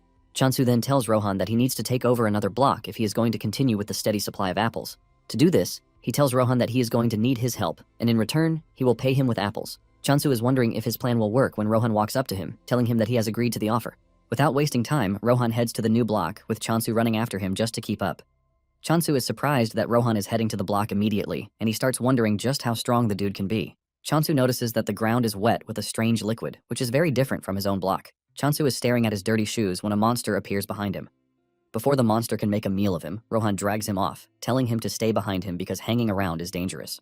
Chansu cannot believe that Rohan is using the word dangerous when he is the one who is the dangerous one. Chansu is surprised that he almost got eaten by a monster disguised as a plant. Chansu then tells Rohan that he doesn't need to do too much, since he will be the one managing the block in the end. Chansu wants to get rid of the monsters by himself. He activates decapitation, and he starts cutting down the monsters like they are nothing. After he is done, he activates the blessing of abundance. Meanwhile, Hasujin has entered the block, and she is moving around when she hears Chansu call her name. She looks down to check on Chansu with a bright smile on his face, but the smile disappears when he sees Rohan with Chansu, working on a plant. Hasujin rushes down to ask Chansu what is happening, and Chansu says that since he is planning on taking on the surrounding blocks, he decided to plant his foot in the area. Hasujin screams at him that she doesn't care about what he is doing, but she is more interested in why Rohan is with him. Chansu then explains his current predicament to her. Apparently, when they first arrived on the land, Rohan tells Chansu that he would like to taste the apples grown on the new land. Chansu nervously tells Rohan that there is no land there because it is all filled with puddles. The moment Rohan hears this, he whips out his sword and swings it really hard to clear a large portion of the land. He clears the grass, turning it into a space where Chansu can plant seeds. Chansu is gripped with shock when he sees this, and he wastes no time planting the seed. He then casts the blessing of abundance on it, and this is what they were doing when Hasujin showed up. The seed that Chansu just planted has grown into a big apple tree with bright leaves. Hasujin is surprised, but she mentions that the apple smells really weird, and Chansu agrees with her. He says this is because of the environment. Apparently, the apples have double the aroma and flavor, and depending on the point of infusion, the taste changes. Chansu then confesses that he is still experimenting with it. Chansu plucks one of the apples and hands it over to Hasujin, asking her if she is willing to have a taste, but the girl refuses, saying she will pass. Hasujin then spots the plant monsters on the ground, and she calls them ostrich tails. Chansu is surprised because this is the first time he will hear of it. Basically, the monster takes a liking to an ostrich's habits, and it is said to be active only at night, which makes it extremely hard to catch. Hasujin checks out the monster, and she confesses that the conditions look really great. He takes some of its blood into a test tube and then asks Chansu if he was the one who hunted the ostrich tails. Chansu replies that it was all him, assuring Hasujin that Rohan wasn't involved. Chansu asks Hasujin if there is a problem with this, and Hasujin suddenly grabs him, asking him if he is willing to sell them. Apparently, the ostrich tails are said to sell for a high price. Scared of the zombie-like lady, Chansu agrees that he is going to sell them. Hasujin raises her hand in the sky, celebrating like she just won the lottery. Hasujin stares at Chansu like he is the most handsome man on the planet. Hasujin can't wrap her head around the fact that Chansu is skilled in both farming and combat. In addition to this, he even has a swordmaster by his side. Hasujin cannot hide the fact that meeting Chansu is a blessing to her. Hasujin is dreaming about several products that she might still get the opportunity to sell when Chansu calls her name. Hasujin is pissed that he ruined her imagination, and she asks him if he wants anything from her. Chansu reminds her that he ordered some things, and Hasujin looks into the bag to start bringing out all the things that Chansu ordered, like pest control plant seeds. There is also a building construction kit with her. In no time, Chansu builds a portable home for adventurers, and he also plants the pest-repelling seeds in the area. This leaves Hasujin shocked because she didn't know that Chansu has the ability to also grow plants in a short duration of time. Hasujin continues wondering just what kind of person Chansu is. Soon afterward, he purchases the new block, leaving the goddess and her retainer rejoicing like babies. Chansu is also happy because he has finally become a landowner. Apparently, a single block usually consists of 100 ownership units, and once all are acquired, the faction gains possession. Chansu is exceptionally happy because back on Earth, he could barely acquire a single room. In addition to this, purchasing the land comes with a bunch of new features, and the most important one is the block's trait assignment feature. Chansu gets a tip from the system, telling him that the traits assignable to a block depend on the apostle's god or the block's nature. Chansu is happy to hear this because the feature fits perfectly with the goddess's nature. The system asks him to choose a trait to assign to the block, and his options are growth and death. Since growth sounds better than death, he thinks of choosing growth. In addition, he believes that this will help with the goddess's growth too. Chansu applies the growth trait, but things don't look entirely different from what they look like. Chansu concludes that there is no notable difference because it is still on stage 1. He checks out the status window to see that the growth trait affects basically everything. Chansu is smiling until he realizes that there is an option for spawned monster growth there. Chansu almost faints from the fear creeping through his body when he sees this. This basically means the trait has its bad and good attributes. One of the bad attributes is that the undead monsters have partaken in it too. Even though they have grown, Chansu is relieved that they are still manageable. Chansu heads out as usual to take on monsters, and he easily takes them down as usual. He is glad because the undead monsters growing stronger also means more points for him. Suddenly, Rohan appears behind him, shocking him because he didn't even sense his presence. Chansu figures out that Rohan has come to see him because his apple is already finished. Rohan wonders what Chansu meant by already, and Chansu reminds him that it has not even been a week since he got the last batch. Chansu concludes that Rohan is just going to die from eating too many apples. Chansu then asks him how many apples he needs, and he replies that he wants 120, but if he can get more, he won't mind. Chansu then tells Rohan that he would have to adjust the flavor because of the change in environment. He says Rohan will taste one for free. Unknown to Chansu, the goddess and her retainers are gathered under the apple tree. He is shocked when he gets there to find them playing around. The group almost sinks into the ground when they spot Rohan, since he looks pretty dangerous. Suddenly, Rohan swings his sword, and Chansu believes that he is aiming for the group. He dives to protect them, but in the end, Rohan was just aiming for the apples. Chansu believes that Rohan has not sensed the presence of the goddess, since he called them familiars. Just then, Rohan says he can sense the growth trait on the block, and because of this, he would like to stay and train, but he assures Chansu that he is going to pay. Chansu becomes interested when he hears that Rohan is willing to pay, and he asks him how much he is offering. Rohan smiles while telling him the amount of money he is ready to throw out. This sends Chansu into a state of ecstasy, and he immediately shakes Rohan's hand, welcoming him as his esteemed customer. Rohan asks him if he thinks his request is possible, and Chansu says yes. However, he wants to know if the environment will not be torn in half, and Rohan assures him that it won't. Chansu also asks if things will suddenly explode out of nowhere, but Rohan assures him that he has nothing to worry about. Chansu then tells Rohan that he doesn't have the power to manufacture monsters, since he doesn't even have lots of points to spare. Rohan lets him know that he doesn't need his help to sort out monsters because all he needs is a space in the corner. Chansu is surprised to hear that this is all Rohan needs. Chansu has no issues with this, but he tells Rohan that there is something else he wants aside from money. Chansu lets out his heart, saying he would like Rohan to be his guard. Since the world they are living in is prone to being in danger every time, Chansu thinks it would be better for Rohan to protect. After all, Rohan is one of the best swordsmen out there. Rohan replies that he will consider Chansu's offer if he can enhance the growth effect. Chansu is glad to hear this, and he assures Rohan that he is going to enhance the growth rate by 50,000 points every day. In addition, he's willing to provide 10 apples daily. Rohan is more concerned about the apples, and he asks if they can be purchased differently. Chansu then assures him that he doesn't have to worry about the apples. Meanwhile, Doji and the others are shaking in fear because it seems Rohan will now be staying with them. On the other hand, Chansu thinks the familiars will be happy because they have a swordsmaster protecting them. Chansu turns around to see a different reaction from the group. Rohan also sees this, but Chansu lies, saying the group is only shy because he is new. Chansu tries to get them to become familiar with Rohan, but the group runs away instead. Chansu cannot believe his eyes, but he moves past the embarrassing moment to tell Rohan his first request. Later on, the two are inspecting the other block when Rohan senses something behind the brushes. They walk over to check it out, only to find a cat lying there. Chansu is surprised because he wasn't expecting any other animals like Hamstal to be in the area. Because of how relaxed the cat looks, Chansu believes that it is not dangerous, and before Rohan can stop him, Chansu walks up to the cat to pet it. The cat wakes up to see an ugly face standing over it, and it jumps away like it just saw a ghost. The cat hisses at Chansu, which almost sends a chill feeling down his spine. The status window then informs Chansu that the cat is actually the Apostle of Negation, and it has declared war on his block. Chansu is shocked that the Apostle declared war on him just because he patted it a bit. With tears in his eyes, he asks Rohan if the cat is the Apostle of Negation because it has declared war on him. But Rohan believes that the dude is saying trash. Chansu suspects that the cat is mad because he was touched without permission. Chansu walks over to the cat to try to settle their differences while wondering why he has to fight a little cat. Just then, Rohan shocks him, telling him that he won't be fighting the cat. Rohan says the apostles he will be fighting will appear through the block's border very soon. Surprisingly, Rohan says they will be human. Chansu is shocked to hear this because it was easy for him to kill monsters, but humans are a different story. As if Rohan knows what he is thinking, he tells him that he is free to kill Negation. Rohan lets Chansu know that they have the option to resurrect at the temple. Chansu is shocked to hear this, and he asks Rohan if he is talking about a checkpoint, and Rohan says yes. Chansu considers this an unfair advantage because he and his group don't have the luxury of just getting a second chance if they mess up. Negation apostles, on the other hand, can act recklessly and not suffer the consequences that come with it. Chansu is hyped for the battle, since he is at a disadvantage, and he asks Rohan if he is going to help him with the battle ahead. Rohan replies that he is willing to help if he can. Just as predicted, a group of Negation-loyal monsters and human apostles appear in the block. One of them holds a megaphone in his hand, and he makes a loud announcement telling Chansu to show himself. At the alchemy headquarters, Hasujin has taken the ostrich tail sap for examination. She is thinking about just how impressive Chansu is. She believes that Chansu is strong the way he is with the help of an artifact. Apparently, an artifact is a divine item that is created for those close to a god. Sometimes it is formed from remnants of a dead god, which in turn grants the user the opportunity to use the god's power. After thinking this through, Hasujin doesn't think Chansu is using an artifact because they are hard to use unless they match the deity's nature. Hasujin is thinking about the future possibilities of things when Unsu rushes into the room.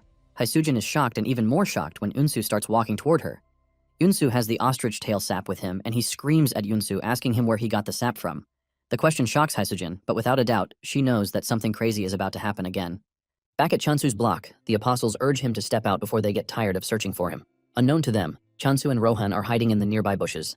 Chansu wonders why the dudes are acting recklessly, and he asks Rohan if he thinks this is because they can resurrect even if they die. Rohan confirms this, saying they are probably acting that way due to the chances of getting resurrected.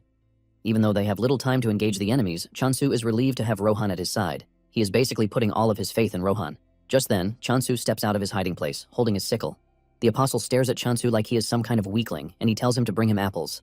Another dude makes fun of Chansu, telling him that he is outnumbered and that he has no chance against them. However, the team starts getting nervous because they can't see Chansu do anything, which is pretty weird. After some minutes of silence, Chansu finally speaks out, telling the apostle that he is nothing but trash and that he is not worth worrying over. Chansu is confident that he has the swordsmaster backing him, and before the negation dudes will have to get the chance to do something crazy, Rohan would have dealt with them. The apostle is pissed by this, and he gives Chansu one more chance to surrender the emperor apples. Chansu retorts, telling him to head to the department store if he really wants to eat apples. The apostle is overtaken with rage because of Chansu's big mouth, and he asks him if he can handle the consequences of his arrogance. Chansu further breaks the dude's ego by telling him to go ask his mother all the trash questions he is asking him. Chansu's words hit the dude at the spot where he wants, and he angrily tells his subordinates to kill Chansu. At the alchemy office, Unsu is pestering Hasujin about where she got the sap. Hasujin feels like telling him, but she mentions that customers' information is confidential. Unsu then tells her that he only asked because of the labor fee. Unsu comes clean, saying the ostrich tail sap that Hasujin brought has a higher purity percentage than the regular ones, which is always hard to maintain their purity level. Unsu brings out a contract sheet and hands it over to Hasujin, asking her if she can continue supplying them with the sap. Hasujin replies that she might have to ask the cultivator first, and Unsu suggests that they sign a provisional contract. Unsu is happy to hear this, and he lets Hasujin know that whoever is responsible for the sap will always be welcome to the alchemy department. Back to the standoff between Chansu and the negation apostles, the lead apostle notices that Chansu is pretty calm for someone who is outnumbered. He wonders why Chansu is so confident, and on the other hand, Chansu is thinking of how he is going to take down the skeletons approaching him. As the skeletons rush toward him, Chansu activates the mass decapitation skill, and he wipes out the entire skeleton team in one fell swoop. The apostle is surprised to see his subordinates flying in the air like they are feathers. Chansu piles on the misery by telling the apostle that his subordinates are quite weak. Chansu stands above the bones, asking the apostle if he is ready to surrender. However, the apostle is not about to lose to some derated farmer. The apostle brings out an orb, and using the orb, he summons a giant monster called Heracles. Heracles looks absolutely terrifying with a lion's head attached to his left shoulder. Instead of running off in fear, Chansu still finds a way to trash-talk the apostle, telling him that he is very bad at giving names. The apostle laughs at Chansu, telling him that he is about to regret his actions because Heracles is a weapon worth lots of money. The apostle then orders Heracles to go after Chansu. Heracles swings his giant punch, but he easily dodges it. Before Heracles can make another move, Chansu swings his sickle at him and sends him to the heavens in just one strike. Heracles crashes to the ground, shocking the apostle, who was already boasting of how strong Heracles is. The apostle cries in pain, saying Heracles is a monster he has been putting together for the past 10 years, and Chansu took it down, like it's nothing. The apostle then turns to his subordinate, Soye, a fourth-generation apostle, to scold her for not joining the fight. Soye reminds the dude that he was the one who confidently went after Chansu, and she doesn't see any reason why he should complain after getting whooped by a farmer. Soye tells the dude that she's willing to get her hands dirty, but she will be getting extra fees. After all, her role was to guide the way, and nothing else. Chansu is smiling and getting excited about the whole thing, until Soye turns her gaze at him, and her eyes turn red. This is when a tip comes in, telling Chansu that Soye uses the skill called Negation of Life, which places a curse on the target. The system doesn't sugarcoat how dangerous the skill is, and before Chansu knows it, he has fallen under Soye's skill. The annoying dude starts laughing when he realizes Chansu has fallen for Soye's trap. He tells Chansu that he is about to witness what happens when someone crosses the negation. Soye screams at the dude, telling him not to forget the real reason why they came in the first place. The dude quickly gets a move on to try and find the apple tree, but he promises to get revenge for his broken creation later. As he dashes through the woods, he can smell the apples in the air, and he figures out that it is just a matter of time before he gets there. Suddenly, he notices a faint movement behind him, but when he turns around, he sees no one. He is left in confusion as he doesn't know where the person is. Suddenly, Rohan appears above him, and thanks to Rohan being a popular swordmaster, the dude recognizes him. However, this doesn't do him much help as Rohan cuts him down. Meanwhile, Chansu suddenly opens his eyes to find himself back on Earth.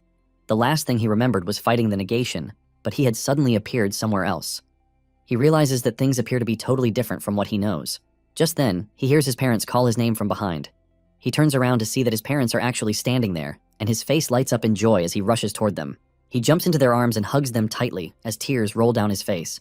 Chansu cries out loudly, asking the two where they have been so far, and he begs them not to go anywhere again. Suddenly, his biggest fear starts to take place in front of him again. His parents push him aside and they walk away, as he screams, begging them not to leave. Chansu screams out in pain, but suddenly, Rohan pulls him out of the weird dream he is having. He tells him that he is suffering from Soye's trick, and what he saw wasn't real. Rohan had hit Soye on the arm while trying to rescue Chansu, and she couldn't believe that Rohan was in a place like this. Soye crashes to her knees, and Chansu angrily goes after her with his sickle, ready to punish her for making him cry. However, Rohan gets to Soye before him, and he cuts her down. Soye gets buried by the swampy water, and Rohan apologizes for butting in unnecessarily. However, Chansu is not pissed about this, but he is even thankful. Chansu then suggests that they go back to base while they come back to clean up the mess. Rohan asks him what his future plan is, and he reveals that his plan is to become the world's strongest force. However, the first thing that they are going to do is to take over every surrounding block.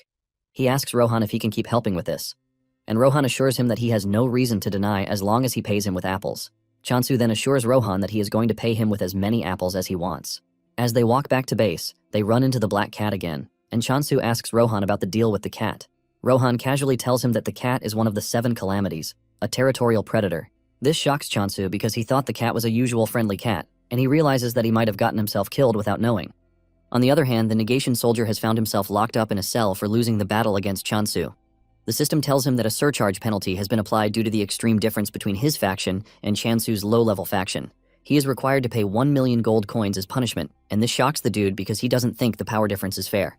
He refuses to pay the money, claiming that there was a swordmaster supporting Chansu. The system then recognizes the dude's refusal to pay as an inability to repay the required debt and would be transferred to negation. The dude sees this, and he freaks out, urging the system to come back because he is now ready to pay.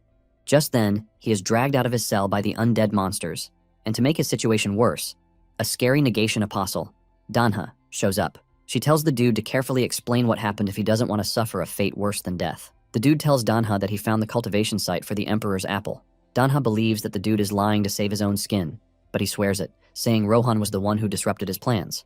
Danha still doesn't want to believe this because she is well aware that the reparations wouldn't have been set too high if Rohan had fought alongside Chansu. The dude continues telling Danha that he is telling the truth. He mentions that Soye was defeated too, and this comes as a surprise to Danha. Danha then stands up from where she is sitting and she walks toward the dude. The dude almost loses his little manly ego as the scary lady walks up to him. Danha then tells the dude that they can't hold Soye accountable, which means he will be the one to suffer the consequences of their failure. Danha smiles evilly while telling the dude that she has a proposition. She grabs the dude's head and puts him under a contract that will make him a prisoner until he fulfills her wishes.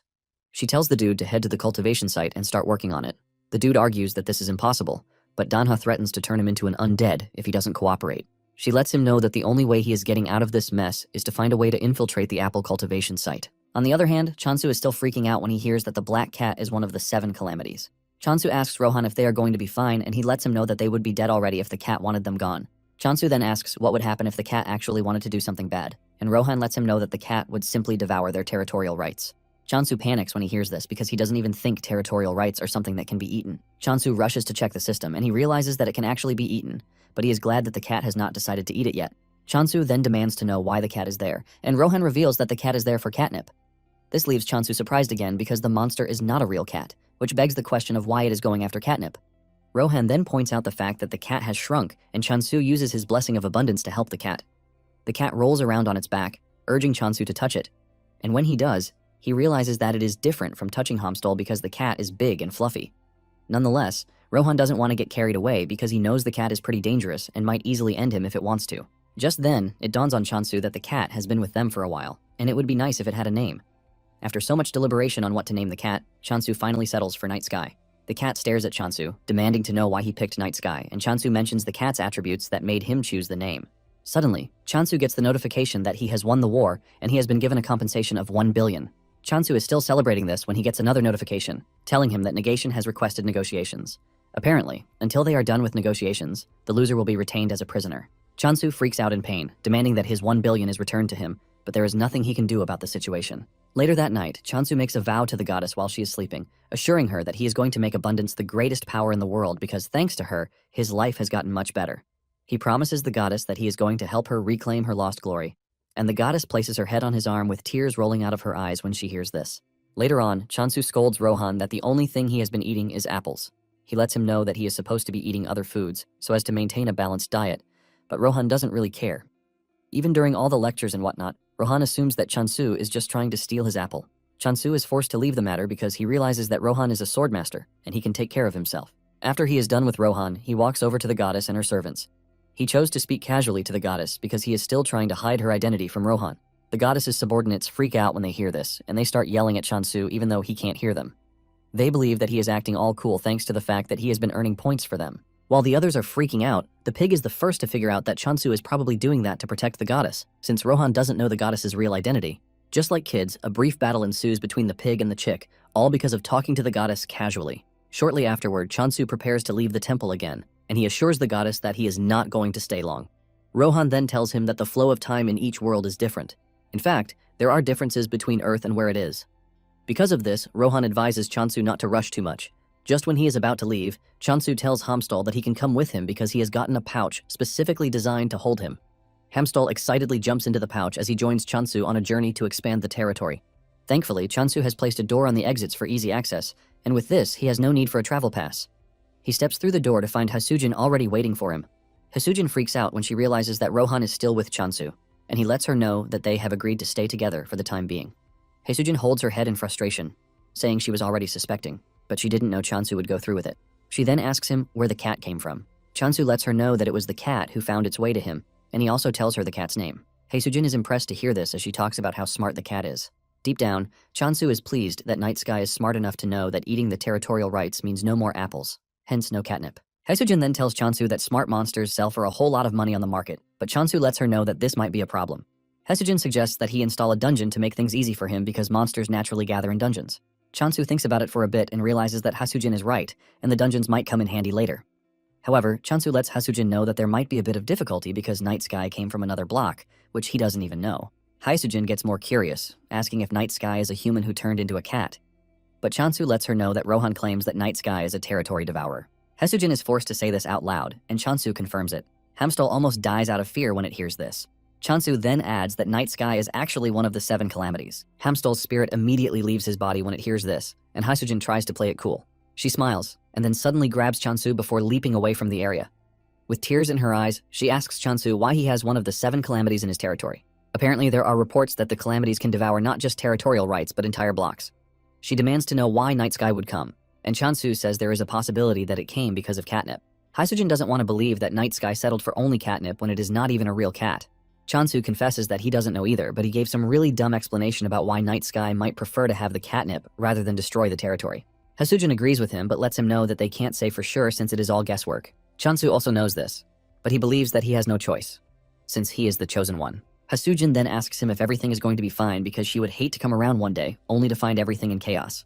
Chansu believes that Night Sky might actually protect the block, since cats are territorial creatures. Suddenly, Chansu sees Night Sky trying to eat Hamstal, and he rushes over to stop it. Chansu grabs Hamstal away, telling Night Sky that it is not food. Night Sky just gives Chansu the side-eye, and Chansu asks Rohan why he didn't do anything when he was there. Rohan claims that he was going to stop it if something had happened, but Chansu points out that Hamstal almost got eaten. Hasujin then suggests that they handle everything carefully before the two get used to each other. Hasujin then reveals that there is something Chansu needs to know. Apparently there is a scammer who is claiming ownership of the Emperor's apple.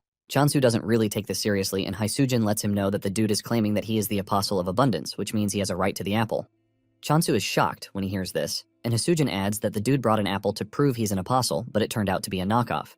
In fact, he brought a fake contract, but everything has been cleared out. Just then, Hasujin notices that Chansu is acting weird, and she asks him what the problem is. Chansu is pissed to find out that there is another apostle aside from him, and he hasn't shown up from the start. To make it worse, he is now claiming ownership, calling himself the Apostle of Abundance. With a stern voice, Chansu tells Hasujin that they need to find the dude. Hasujin is surprised as to why he wants to find him, and Chansu lets Hasujin know that he is actually the Apostle of Abundance. Hasujin freaks out when she hears this, since she wasn't expecting it. Chansu tells Hasujin to put a bounty on the dude, and in fact, he is ready to pay extra for the artifact. Apparently, if the dude is captured alive, Chansu is willing to pay 100 apples as a reward. Even Rohan gets tickled when he hears the reward that is being offered. Meanwhile, somewhere in Negation's back alley, there is a dude in a hoodie thinking about how he wants to convince Rohan and Chansu. He walks into a shop, and the light comes down on his face to show that it is the Negation soldier, Kim Yoon-hook. Apparently, he is a regular customer at the shop, but the shop owner already knows that he is a broke-ass. Yoon-hook gives the shop owner a list of things that he wants, and in exchange for them, he is forced to give out the last prized stone that he has.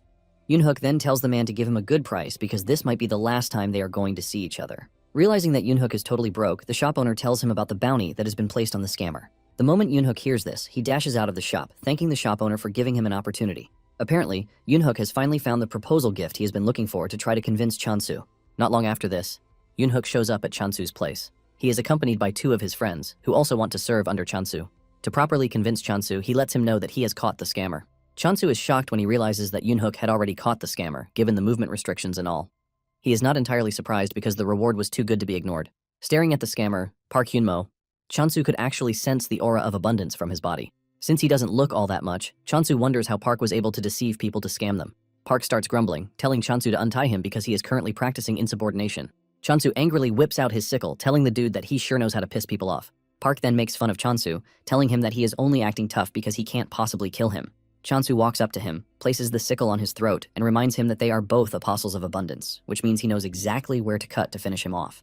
However, before anything else, he demands to know where the artifact is. Park scolds Chansu, saying he is trying to rob his senior. Chansu simply makes fun of him, telling him that he has been yapping all day long, which is not a good sign of a senior. Yoonhook ignores the dude and excitedly whips out the artifact, which is a crown made from flowers. Chansu checks out the artifact, and when he realizes that there is no aura coming from it, he confirms that Park is truly his senior.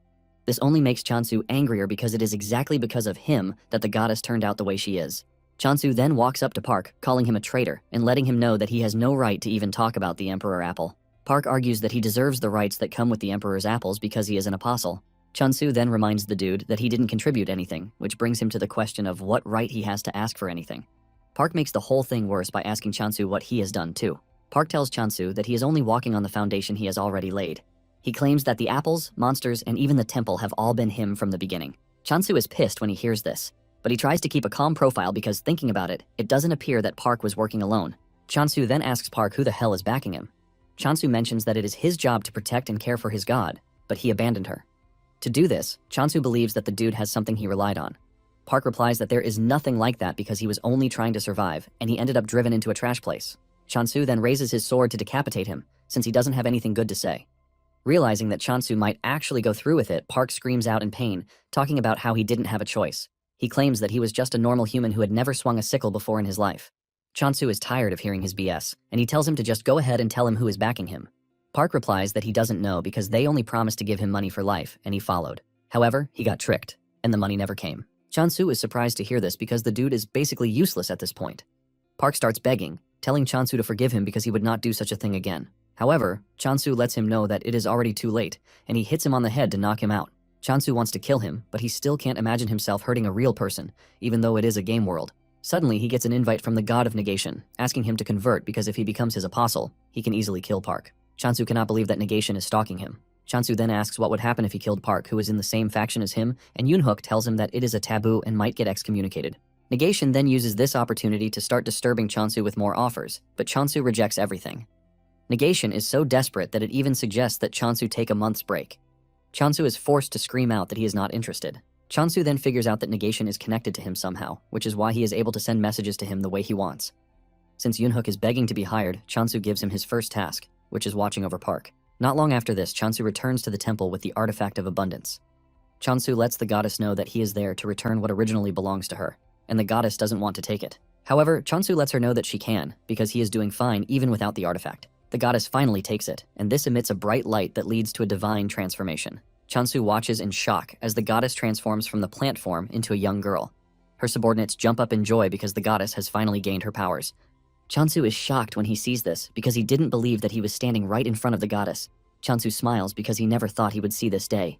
Just then, the goddess appoints Chansu as the chief apostle, which gives him the power to manage other apostles. Chansu is surprised because he didn't know that a function like this actually existed. Chansu immediately makes the decision on Park, since he can't kill him. Chansu wastes no time demoting Park to a servant, ultimately stripping him of his apostle title. The goddess is left in shock, and so are her subordinates. This is also when it dawns on Chansu that the title of chief apostle is gone. He notices the goddess's reaction, and he realizes that the goddess must have really cared, but he somehow messed things up. Just then, the goddess starts transforming back into her plant form. Chansu kneels in front of the goddess, apologizing to her, but he lets her know that it is not advisable to keep a traitor in their midst. Chansu then assures the goddess that he is going to grow their influence further, so she has nothing to worry about. The goddess is happy to hear this, and she grants another skill option for Chansu. He gets the option to pick between the communication skill and the health abundance skill. Chansu is surprised to see this because the goddess is basically overworking herself at this point. Nonetheless, he decides to check it out. Meanwhile, the chick is pretty mad that Chansu is excommunicating people when they barely have any apostles. Thankfully, the pig is there to hold it down. The chick stares at Chansu, hoping that he will pick the communication skill so that they can avoid situations like the one that just happened. To their dismay, Chansu picks the healthy abundance option even though he has no idea what the skill does. He just assumes that it is a passive skill that makes one healthier as they eat food blessed with abundance. The goddess and her subordinates break down in tears because they believe it is finally the end, since Chansu doesn't look like someone who is ready to select the communication skill. They are still troubled about this when the goddess finally transforms back into her plant form. Seeing this, Chansu has no choice but to hope that the healthy abundance helps in a lot of ways. Later on, those who have been scammed by Park all receive a free Emperor Apple from Chansu through the circulation company. They are all informed to be wary of next time because the Emperor Apple only comes via the circulation company. One mother cuts out a slice and hands it to her son. Upon tasting the apple, the son freaks out because of how delicious it is, and he ends up using the F word. His mother believes that he is overreacting, but when she has a taste too, she has no choice but to use the F word. The woman decides that she has no choice but to brag about how good the apple is. Days later, the online community is going crazy about how good the apple is. The online posts then further increase the glaze on the apple. In no time, the rumors start to mutate into the fact that the Emperor Apple is good for virility. Meanwhile, the situation is being monitored by a dude in glasses.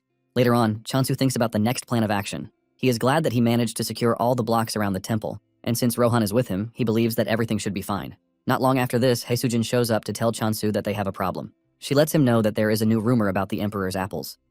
Chansu doesn't think it's that serious since the apples have turned into a cure-all apple. However, he freaks out when he hears that the rumor is about virility. He realizes that this is not a simple statement since the Earth is already losing its vitality. Basically, the issue of virility was a serious one that some people even died from eating a snake's gallbladder thanks to how desperate they were. Haesujin then asks him if he is pretty sure that there are no actual effects coming from the apples. Chansu then mentions that there are a few who claim that they are seeing results, and this includes Rohan. Chansu believes that this is basically because they feel better, and in addition, he didn't even add any special virility boost effect to the apples. Chansu then suggests that they grow a fruit that is actually good for virility if they are trying to avoid backlash. Haesujin agrees with him, saying this is a good idea. They obviously do not need marketing for it again because it has publicized itself already. However, the question of which crop is going to work remains. The question and Rohan suggests that they use wolfberries. Chansu is surprised to hear this because he believed that Rohan only cared about apples. Since Rohan suggested wolfberries, Chansu decides to go with that, and he mentions that they are going to need workers. Fortunately for Yunhook, his chance finally came, and he assures Chansu that he is going to work really well. Chansu is surprised to see how eager the dude is to work, and Chansu lets him know that he is not obligated to decide so quickly. In addition, he lets him know that he is not forcing him to participate either. One of Yunhook's friends then asks Chansu what it is that they are planning to cultivate. Chansu reveals that it is wolfberries, and the dude immediately goes on his knees, begging Chansu to take him in. Chansu cannot believe how desperate they are to work because everybody connected to Yunhook is ready to join in. At this point, Chansu assumes that the group has issues. Not long after this, Chansu invites Haesujin, and he gives her a basket of the wolfberries that have been cultivated to tackle the virility issue. In fact, Chansu has created a pill that would induce potency in just 30 minutes. Haesujin is blown away because Chansu was able to create something like this in a short space of time. Chansu is a bit embarrassed because this is the first time he will be using the blessing of abundance to actually boost a specific body function. However, he was able to discover the method thanks to a dude who is an expert in pleasure relations. Chansu then tells Haesujin that they might see a wider variety of medicines being released for a while, and he urges Haesujin to verify the safety first. Haesujin looks absolutely invested as she assures Chansu that she is going to make sure she turns every one of the wolfberries into gold. Chansu smiles, telling Haesujin that he would be counting on her. Deep down, Chansu is eager to see what kind of news the wolfberries will bring this time around. When Haesujin returned to the office, she started thinking of a way to get people to buy the berries, and her option was to make them think with their lower body rather than their heads. She decides to brew it and package it in bottles, believing that it would make it sell better. After brewing it, she drinks it in front of her boss, and he asks her how it tastes. She replies that it's savory and even has a faintly sweet taste. She mentions that it is easy to drink just like water. She then urges her boss to have a drink, but he is scared to do so. However, she manages to convince the dude to gulp up the rest of the bottle. After he is done drinking, he lets Haesujin know that he might not be able to testify about the effects, but he can surely say the flavor is decent. After this, Haesujin tells her boss that she has to leave. Apparently, she is heading to a peculiar place, which isn't the alchemy office, by the way, since they are the ones who generally certify medicinal items. Haesujin then makes her way to the only block that has been configured to remain dim even during the daylight. This is a scenery that would cause some to feel lonely, ultimately desiring partners. Staring at the environment, Haesujin realizes that all the people he is staring at are potential customers. This is basically because the happier they become, the more she sells. Haesujin then makes her way to the Temple of Purity, which is in the middle of it all. She meets the receptionist, and she states her business to her. She lets her know that she is there to obtain certification for a stamina booster, and the lady asks her to follow him to the reception room. As she walks through the hall, Haesujin is blown away by how everything is laid out. Apparently, the Temple of Purity has taken over the adult market, which is weird because lust or carnal should be the ones controlling everything. When the apostle checked out the wolfberry tea, he handed Haesujin the certification, saying it is actually effective for functional improvement. He urges Haesujin to maintain the tea's concentration. He then talks about the pill and the fact that it was slightly lacking. Haesujin asks him what the issue is, and he lets her know that wolfberries are excellent ingredients, but they need to be combined with other components. He suggests that they cultivate the other ingredients alongside the wolfberries to increase the efficacy. He tells Haesujin that she is free to supply the ingredients if she's having difficulty getting the right mix. However, this would mean that the stamina booster would be sold under the Purity brand. However, he lets her know that whatever she chooses is fine by him. Haesujin is surprised to hear how confident the Apostle is, and she reminds him that she might end up having a formidable competitor. The Apostle then tells her that they don't really care about this because they are always in search of new and powerful stimulation. He mentions that they started producing it themselves because there weren't enough people providing sufficient stimulation. However, the existence of a capable producer is always welcome. When Haesujin recounts this mission summary to Chansu, he freaks out because he realizes that Purity guys might be an insane bunch. Apparently, it is a taboo for those in the Purity clan to make love, which is why they grow by enduring their passions. In fact, they started seeking stronger simulations for their training. Purity was able to take over the night market, and even though they are a small faction, they ended up securing a solid economic and military power. Haesujin tells Chansu that it would be beneficial for them to get certified by Purity directly. But at the same time, entrusting the manufacturing to them is also a fine choice. Haesujin then shows Chansu the ingredients that were requested by Purity. Chansu takes a look at the ingredients and realizes that these are ingredients that he is seeing for the first time. Chansu then asks Haesujin if she is selling the wolfberry tea, and she confirms this, saying she even wants to supply all hotels located in Purity too. Since they have achieved their goal, Chansu suggests that they develop the stamina booster slowly. Chansu believes that everything has come to a calm state until he gets a visit from the Legend of Purity. This is a man who has not engaged in pleasure since the age of 40. This man is Park Hang-yeol, the Archmage of Purity. Apparently, he has come to see Chansu because he claims that he is on the verge of losing his manhood function, and if he loses it, he is going to be expelled from Purity. Chansu freaks out when he finds out that the chances of recovery are pretty low. In the start, people saw Purity as just a facade befitting the image of Purity. They were seen as ones who lived an unstained life with an aura that transcended the secular world. However, the whole block was built on territorial warfare, and given the fact that Purity has a weak faction, its future was obvious. To protect its power, Purity realized that it needed power. This was when Park realized that chastity is not the same as purity.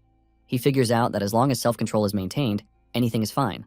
With this realization, Park alone was able to produce half of the total points generated by Purity in just 1 year. Chansu is surprised to hear this, and he asks Park if the god of Purity allowed him to do that. Park narrates that there were initial talks about excommunicating him, but once the god saw the points he was generating, he personally encouraged Park's method. This induced a great wind of innovation in Purity. Deep down, Chansu believes that this is all an addiction because both sides are corrupted at this point. Apparently, the greater the temptation one endures, the faster their spirit grows. In no time, the skill grew so much that even before impulses arose, the temptation had disappeared. Since the duty of Purity is to suppress pleasure impulses and maintain integrity, Park knows he is going to lose his qualifications if the root itself disappears. Because of this, Park holds Chansu's hand, begging him to help him out, because there seems to be hope in the wolfberries. Chansu is left in confusion because he doesn't think he has what it takes to defeat a skill that has been honed for over 30 years. Park then tells him that it is not an immediate problem, so he begs him to focus on product development. Park brings out an envelope and he hands it to Chansu. He lets him know that he is ready to support his research with everything. Chansu opens the envelope and almost passes out in shock because of the high amount of money that Park is willing to give him as a reward if he succeeds. Because of how high the reward is, Chansu has no choice but to accept the task. Meanwhile, one of the first generations of the Purity Apostles calls a meeting with his colleagues. Apparently, they want to start building plans on how to maintain Purity itself. It has come to their attention that Abundance has created a stamina booster. They have also verified its effectiveness, and judging from consumer reactions, they believe that stronger versions wouldn't be impossible. Apparently, the food division of alchemy is furious because of the berry tea. This is because some are already choosing the tea over what alchemy has been selling. The apostles are surprised that the grand alchemist Unsu brushed this matter aside. One of them then mentions that Unsu's friend, Rohan, has taken the Apostle of Abundance under his wings. They start thinking of the next thing, and one suggests that they approach Chansu with a good offer. Another mentions that they actually know his block's location, but going directly will definitely not work. He points out that Park, who is now with Chansu, would just detect them and chase them out. One of them immediately comes up with a suggestion. He tells his colleagues that they need to ally themselves with alchemy and draw out Chansu. Once Chansu is left alone, they kick their plan into motion. Back at Chansu's territory, he tells Yunhook to follow him because he has something to tell him. Just then, Yunhook spots his defeated creation, Hercules, in the distance. He rushes over to hug the headless creature because he didn't think he would ever see it again. Apparently, Chansu restored it because he figured out that Yunhook would resent him if he allowed Hercules to rot. Since Chansu and Yunhook will be working together, he figures out that it would be better if he raises his affection level. Chansu then asks Yunhook if he doesn't mind that the Hercules is missing its head, and Yunhook says no because the job he needs it for is simple labor. In fact, with Hercules by his side, he is confident that his labor output will increase by 17 times. Chansu then points out the skeleton soldiers too, but but Yoonhook is not convinced that the skeleton soldiers would be of much help. However, Chansu urges Yoonhook to teach them because they might get better at it. Yoonhook reluctantly agrees to this, but says they have to, or else they are just going to get in the way. Chansu is actually impressed that Yoonhook can handle the skeleton soldiers, and he considers him an affectionate person. Suddenly, Chansu hears a scream in the distance, and when he looks around, he sees Park chasing around the hard worker. Apparently, Park believes that the dude is the perfect person to inherit his legacy, but the dude says he is not interested because he would like to get married and live happily ever after. The dude hides behind Chansu for safety, and Chansu urges Park not to push the dude too hard. Park then asks Chansu if he is interested in inheriting his legacy, but Chansu outrightly refuses. Chansu then whips out the new pills that he just finished, and he tells Park to try them out. Park tastes the two and mentions that they both fall under 32 and 33 points, respectively. This is pretty low because their target point is at least 90. However, Park tells Chansu to hold his head high because an ordinary man would have turned into a beast just by taking the pills. Chansu then asks why he hasn't been able to reach 40 points. Park lets him know that the caster's mental state affects blessings. He mentions that sometimes empathy comes before problem solving. Park then decides to show him what he means. He reaches his lower body, and Chansu freaks out, believing that he wants to bring out his schlong. However, Park whips out an adult book, telling Chansu that he is the only one he can show. At this point, Chansu believes that the dude is crazy. Chansu is still trying to pull himself together when Haesujin shows up, bringing news as usual.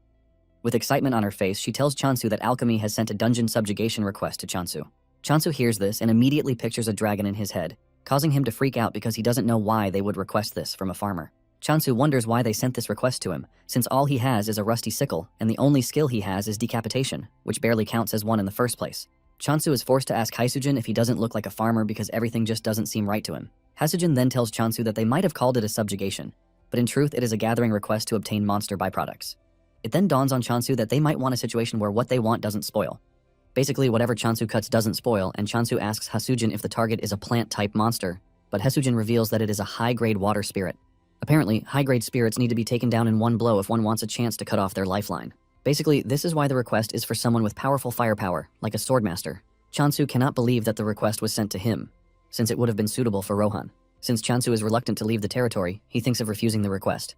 Chansu then tells Haesujin that he is not interested, shocking her. She asks him if he is sure that he wants to reject the offer because the reward that comes with it is quite enormous. Haesujin lets him know that he will be provided with a weapon, and after this, he gets the chance to tame a water spirit. The moment Chansu hears this, he automatically becomes interested, since a water spirit is a dream item for every farmer. Haesujin then tells Chansu that it would be better if he accepts, because they are currently on Alchemy's bad side. Chansu then remembers that Haesujin mentioned the wolfberry tea being overshadowing Alchemy's products. Haesujin confirms this, saying the request is just an excuse to clear up a misunderstanding. Haesujin then asks Chansu if there is any other reason why he is hesitating, and he reveals that he doesn't want to leave his block defenseless. Haesujin understands his plight, and she suggests that Chansu finish up the temple first. Haesujin mentions that they also received construction materials through alchemy. In addition, it appears that temples have a protective function. Chansu is surprised to hear this, and Haesujin lets him know that the temple is not treated as a strategic resource for nothing. Some days later, Chansu completes the temple, and the goddess reflects on the events that have happened in the past days. She believes that Chansu is finally making the decision to focus on internal affairs.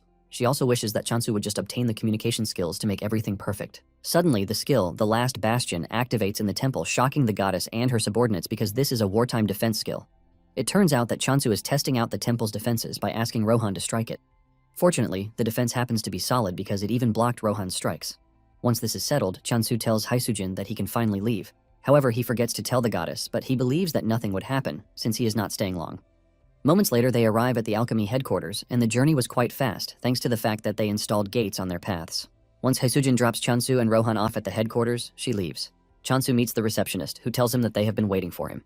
She hands Chansu a box containing the weapon they promised him, and she lets him know that he is free to exchange it for another if he doesn't like it. Chansu ends up handing over the box to Rohan for safekeeping in exchange for 2 apples. The lady then tells Chansu that he would have to cast a blessing on the potion used to tame the water spirit. She lets him know that she also can use their own blessing because his own blessing of abundance might fail. She asks Chansu what option he is going to choose, and since there is no record of what would happen if he uses his blessing, Chansu decides to use his own blessing. The lady then tells Chansu to follow her to the dungeon so he can hear the rest of the explanation as they go.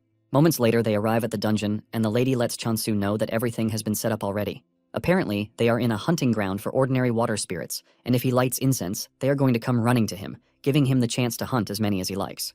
However, he is required to defeat the boss, but the byproducts will belong to alchemy. Since the boss is in a separate location, the lady tells Chansu to let her know when he is ready. For the first thing, she tells him to cast his blessing on the taming potion. Chansu then casts his blessing on the potion, leaving a bright light as he pours in his blessing. Since he can cast as many as he wants, Chansu continues casting his blessing into the potion, and before he knows it, he has achieved 500,000 points, ultimately turning the blue potion into green. The lady confesses that this is the first time she has seen such a reaction. Curious, she rushes over to bring a water spirit. She throws the water spirit at Chansu, telling him to throw the potion at the water spirit. The potion hits the spirit midway, and the water spirit starts to absorb it. This leaves them wondering if it actually happened. Suddenly, the water spirit starts to puke, leaving Chansu to believe that his compatibility rate is bad. Chansu is thinking of what to do when a horde of water spirits rushes into the room, shocking the alchemy lady because they have not even released the bait yet. The lady immediately whips out her book to take notes because this is the first time something like this has happened. Suddenly, the first water spirit starts consuming its colleagues, further contributing to the list of things that the lady has not seen before. She asks Chansu if he took some weird medicine, but Chansu promises that he didn't. The lady then mentions that the spirit might be suffering from an overdose because it appears that the abundance blessing is acting as a lure. In no time, the first spirit absorbs the others, and suddenly, the boss appears in the room, which is weird because lures are not supposed to work on bosses. Chansu immediately gets on the defensive because he has come face to face with the target of the quest, a high-grade spirit. He is still trying to figure out what to do when the other spirit starts absorbing the boss spirit, causing it to get even bigger. The lady crashes to her knees because she can't believe that the boss just got eaten right in her presence. Even Chansu holds his head in frustration, wondering why they asked a farmer to clear a dungeon. To make it worse, the spirit's puking got even worse. Chansu tries to comfort the spirit, telling it that it is not its fault because he is the one who should have thought twice before throwing the medicine at it. Chansu places his hand on the spirit, urging it to let it all out because it would definitely feel better. Chansu also decides to stabilize the energy that is rampaging inside the spirit. After letting off a lot of liquid, the spirit ends up getting smaller. Chansu is about to say it is cute when it spits on his face. Just then, the water spirit transforms into an orb and sits gently on Chansu's hand. The lady alchemist then congratulates Chansu, telling him that he has successfully tamed a water spirit. However, she lets him know that she breached the contract by not securing the high-grade water spirit. Just then, she lets him know the two things he has to say if anyone tries to pin this logic on him. The first thing he's going to say is that the medicine provided by alchemy caused the whole mess, and secondly, he will be handing over the rights to the water that came out of the spirit. Chansu is surprised that they are interested in the vomit, but he really doesn't mind. The lady lets Chansu know that the spirit will wake up once it regains its spirit. However, she warns him that it might look different than usual, but she urges him not to be scared or shocked. Suddenly, a dude from the food department rushes into the room, declaring the whole raid a failure. Since Chansu is said to have failed, he mentions that Chansu would have to pay a penalty fee. Chansu immediately follows the lady's advice, and he mentions that the medicine provided by alchemy was what caused the mess. The dude argues that Chansu was the one who used it wrongly. He declares that they are going to be confiscating the water spirit and the weapon provided. Just then, Rohan throws his sword at the guy, but misses by an inch, thanks to Unsu showing up to drag him out of harm's way. The dude's eyes flash before his eyes, and Rohan mentions how pissed he is that he is making a mess of everything. Yunsu tells Rohan that he should resort to greetings instead of violence, since they have not even seen each other in ages. Yunsu then urges the dude to leave because he has no right to be there, or else he wants to lose his dispatcher qualifications and get buried in lawsuits. The dude immediately apologizes for causing a ruckus, and he leaves. Yunsu then walks up to Chansu to introduce himself to the dude. He apologizes that things got heated up on their first meeting, and he suggests that they wrap up business first. Yunsu tells Chansu that the raid might have failed, but thanks to that, they have a chance at the potent spirit water. He is pretty sure that alchemy is going to go crazy when they learn about a water that lures a boss. Since Chansu is not going to need it, he suggests that Chansu sell it to them. Chansu cannot believe that they are willing to pay money for puke. Unsu lets him know that they are going to mark the raid a success if he sells it, but if he doesn't, they are not going to. Unsu has not even finished saying this when Chansu agrees to sell it. After this, Yunsu lets Chansu know that they have equipment that can make life easy for him without having prior knowledge about alchemy. Chansu has no issue with this, but he is more concerned with making medicine. He is scared that this might cause a conflict of interest like the tea. Unsu smiles, telling Chansu that they will always welcome a competitor, as long as they are competent. On their way out of the headquarters, Chansu reveals that he is not Rohan's disciple. Chansu then asks Unsu if he is cool with Rohan. Unsu is confused by this, and Chansu reminds him that Rohan threw a sword at him because of him. Unsu smiles, telling Chansu that this is nothing, because Rohan probably doesn't even care. Chansu then tells Yunsu that Rohan is obsessed with apples. He wants to know if there is anything that can be done, but Yunsu tells him to give up because there is no way to convince Rohan. Just then, a driver pulls up beside them, telling Chansu that he is there to escort him, leaving Chansu confused. Apparently, Purity was the one who sent the dude to pick Chansu. On their way to Purity headquarters, Chansu is surprised that Purity would even ask to see him. He assumes that Purity is curious about Park, who is staying with him. Upon arriving at Purity, Chansu is surprised to see that it is dark, just like Hasujin mentioned. Chansu steps out of the vehicle, and he is blown away by how massive and beautiful the Purity Temple is. He admits that it is different from the others, and the driver urges him to follow him so he can escort him to the reception room. Moments later, Chansu and Rohan arrive at the room where the elders are waiting. The elders apologize to Chansu for calling him out of the blue. They assume that he is tired from his journey, and they offer him tea. One of them then asks Chansu about Park. Chansu then decides that he is going to tell the truth to avoid giving false hopes. Chansu mentions that there have been no improvements whatsoever. Another elder asks him about the development of the medicine, and Chansu reveals that it is slow, but there is a bit of progress. They ask him if there is the possibility for progress, and Chansu assures them that he is going to try his best. Suddenly, the elder with glasses on tells Chansu to stop the production of the cure, shocking Chansu. In fact, they want him to drag out the completion process for the medicine. Chansu reveals his confusion because he believes that Park is important to them. One of them then tells Chansu that it would be better if he joined them, since making the medicine is difficult.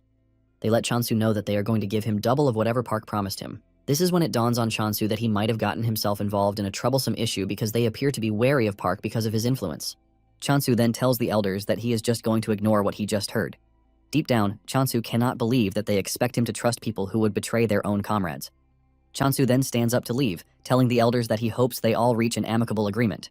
One of them screams at Chansu, telling him that purity is not the way it's supposed to be.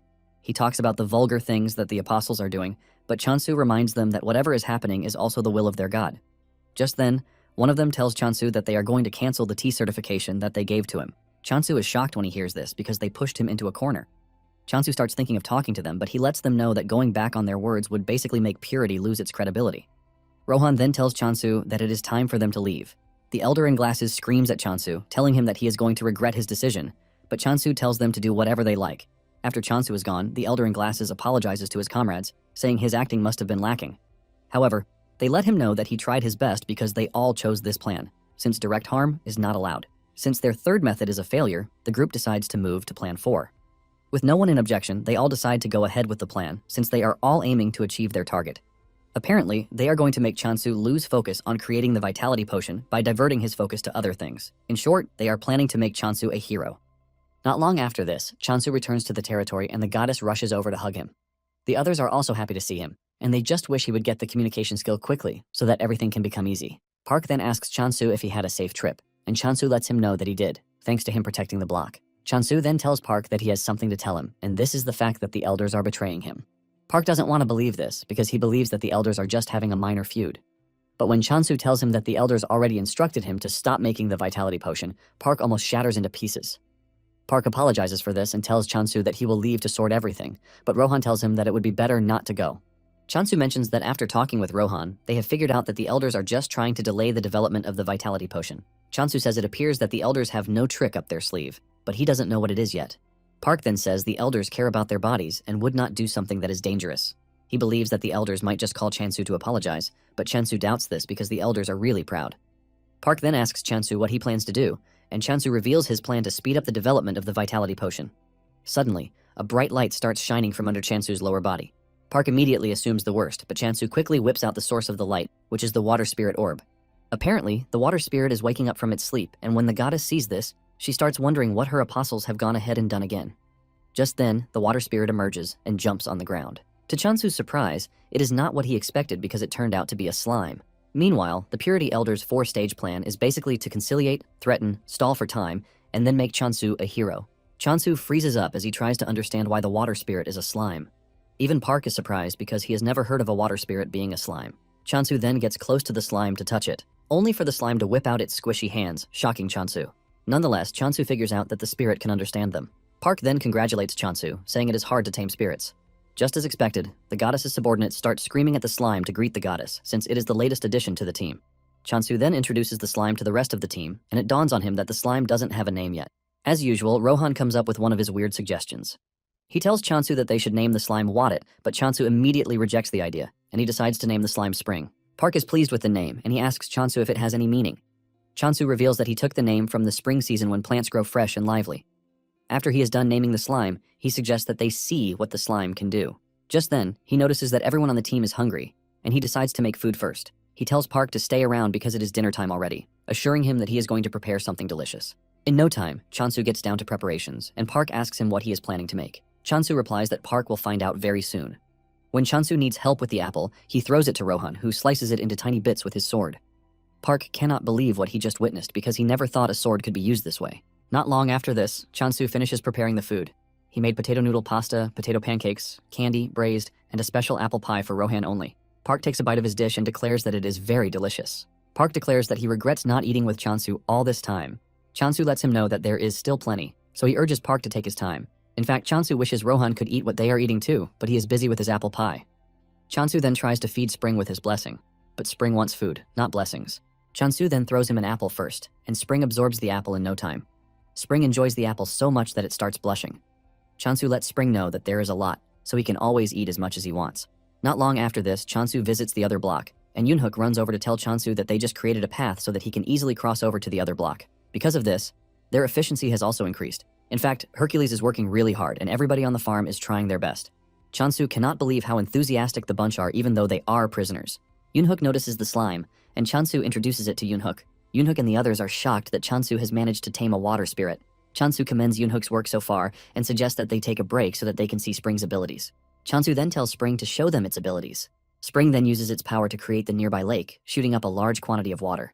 Chansu is impressed by this, but the water ends up splashing in Night Sky's direction. Pissed off by this, Night Sky leaps towards Spring, but Chansu grabs it to pet it. He lets Spring know that Night Sky is gentle, but at the same time, it might be scary when angry. Chansu manages to defuse the situation, and he tells the workers to return to work. After everything has settled down, Chansu continues playing with Spring, and he tells it to make some drinking water. Spring excitedly does this, and they are still having fun when Chansu notices that the system window is glitching. The occupancy rights are glitching, leaving him confused, and suddenly, Night Sky leaps onto his body. Before Chansu knows it, Night Sky bites him, ultimately stripping him of the rights to certain territories. Chansu grabs Night Sky when he sees this, as he tries to understand why it did what it did. He remembers making life easy and convenient for the cat by providing everything it wants, only for it to repay him with something like this. While Chansu is busy crying about the rights that he lost, he notices that the cat is smiling. Instead of overreacting, Chansu decides to calm down because he knows Night Sky is a smart creature, and there must have been a reason why it did what it did. He notices that he lost occupancy rights, but at the same time, the system window has returned to normal. Just then, Park shows up, and Chansu asks him where Rohan is. Park reveals that Rohan is currently training, and he asks Chansu if something is wrong because he looks absolutely dejected. Chansu then tells him what happened, and Park screams out, asking if he just encountered an occupancy parasite. Chansu is confused by this, and he asks Park what he means by this. He asks Chansu if he has been doing a closed-door training somewhere because he expects him to know everything. Park then explains that if a block gets infected, the moment one buys the occupancy rights to the block, the buyer also gets infected. If the infected buyer buys a right to another block, the new block also gets infected. If this process continues like that, it basically ends in total ruin. Park mentions that the infection multiplies infinitely and even stays hidden, which is why it is hard to notice if one is hidden. Park lets him know that by the time the infected knows what is happening, the infection will be complete. Chansu then asks Park what happens when a block is overtaken by the parasite, and Park reveals that the block loses its functions. Basically, buffs and debuffs disappear, and entrances get blocked. Park lets Chansu know that the blocks he has owned before would also get infected, and he urges Chansu to be careful. Chansu looks through his possessions and realizes that he still has 90 occupancy rights, which means Night Sky only ate the 10 affected rights. Chansu is glad to hear this because he is pretty sure that Night Sky would never have done that without a reason. Chansu walks up to Night Sky and provides more blessings for its home, thanking it. Nonetheless, Chansu is sad that all the blocks connected to the city are gone when he finally manages to open a path. Chansu then remembers that when he bought the occupancy rights near the city, there were other factions. Chansu then asks Park if there is an insecticide or something for the bug because he wants to know how they have dealt with the issue till that moment. Park mentions that there might be a solution, but there has not been a certain solution. Chansu then notices that Hamstol is disturbing him, and he shuns it off. Suddenly, he realizes that there must be a reason, and it suddenly dawns on him that the goddess might be the reason. Meanwhile, the goddess is currently missing Chansu because he has not been focusing on the goddess for a while. Her subordinates are comforting her when a black portal suddenly opens in the sky. A voice emerges from the portal talking about how he smells something nice that he would like to have. The goddess and her subordinates threaten the monster, telling it to leave or else it will regret it. The bird and the pig then charge toward the monster, and the goddess tries telling them to stay back because it is too much for them to handle by themselves. While charging toward the monster, the two imagine themselves transforming into their scary battle form. The two kick the monster, but they end up getting knocked down. Just when the goddess is about to sacrifice the points that Chansu has worked for, Rohan shows up to one-shot the monster. After destroying the monster, Rohan bows to the goddess, and she is surprised to see Rohan bowing to her. Rohan even sits with them, and he brings out an apple for them to eat. The chick and the pig wasted no time consuming the food. The goddess finally concludes that Rohan is a good person, since he is Chansu's friend. Just then, Chansu comes rushing over, and with fear written all over him, he asks if anything happened. The chick wastes no time insulting him for leaving them alone. When Chansu heard that Rohan helped them, he bows to him, thanking him for saving them. Rohan then mentions that it was an occupancy parasite that showed up, but he cut it down already.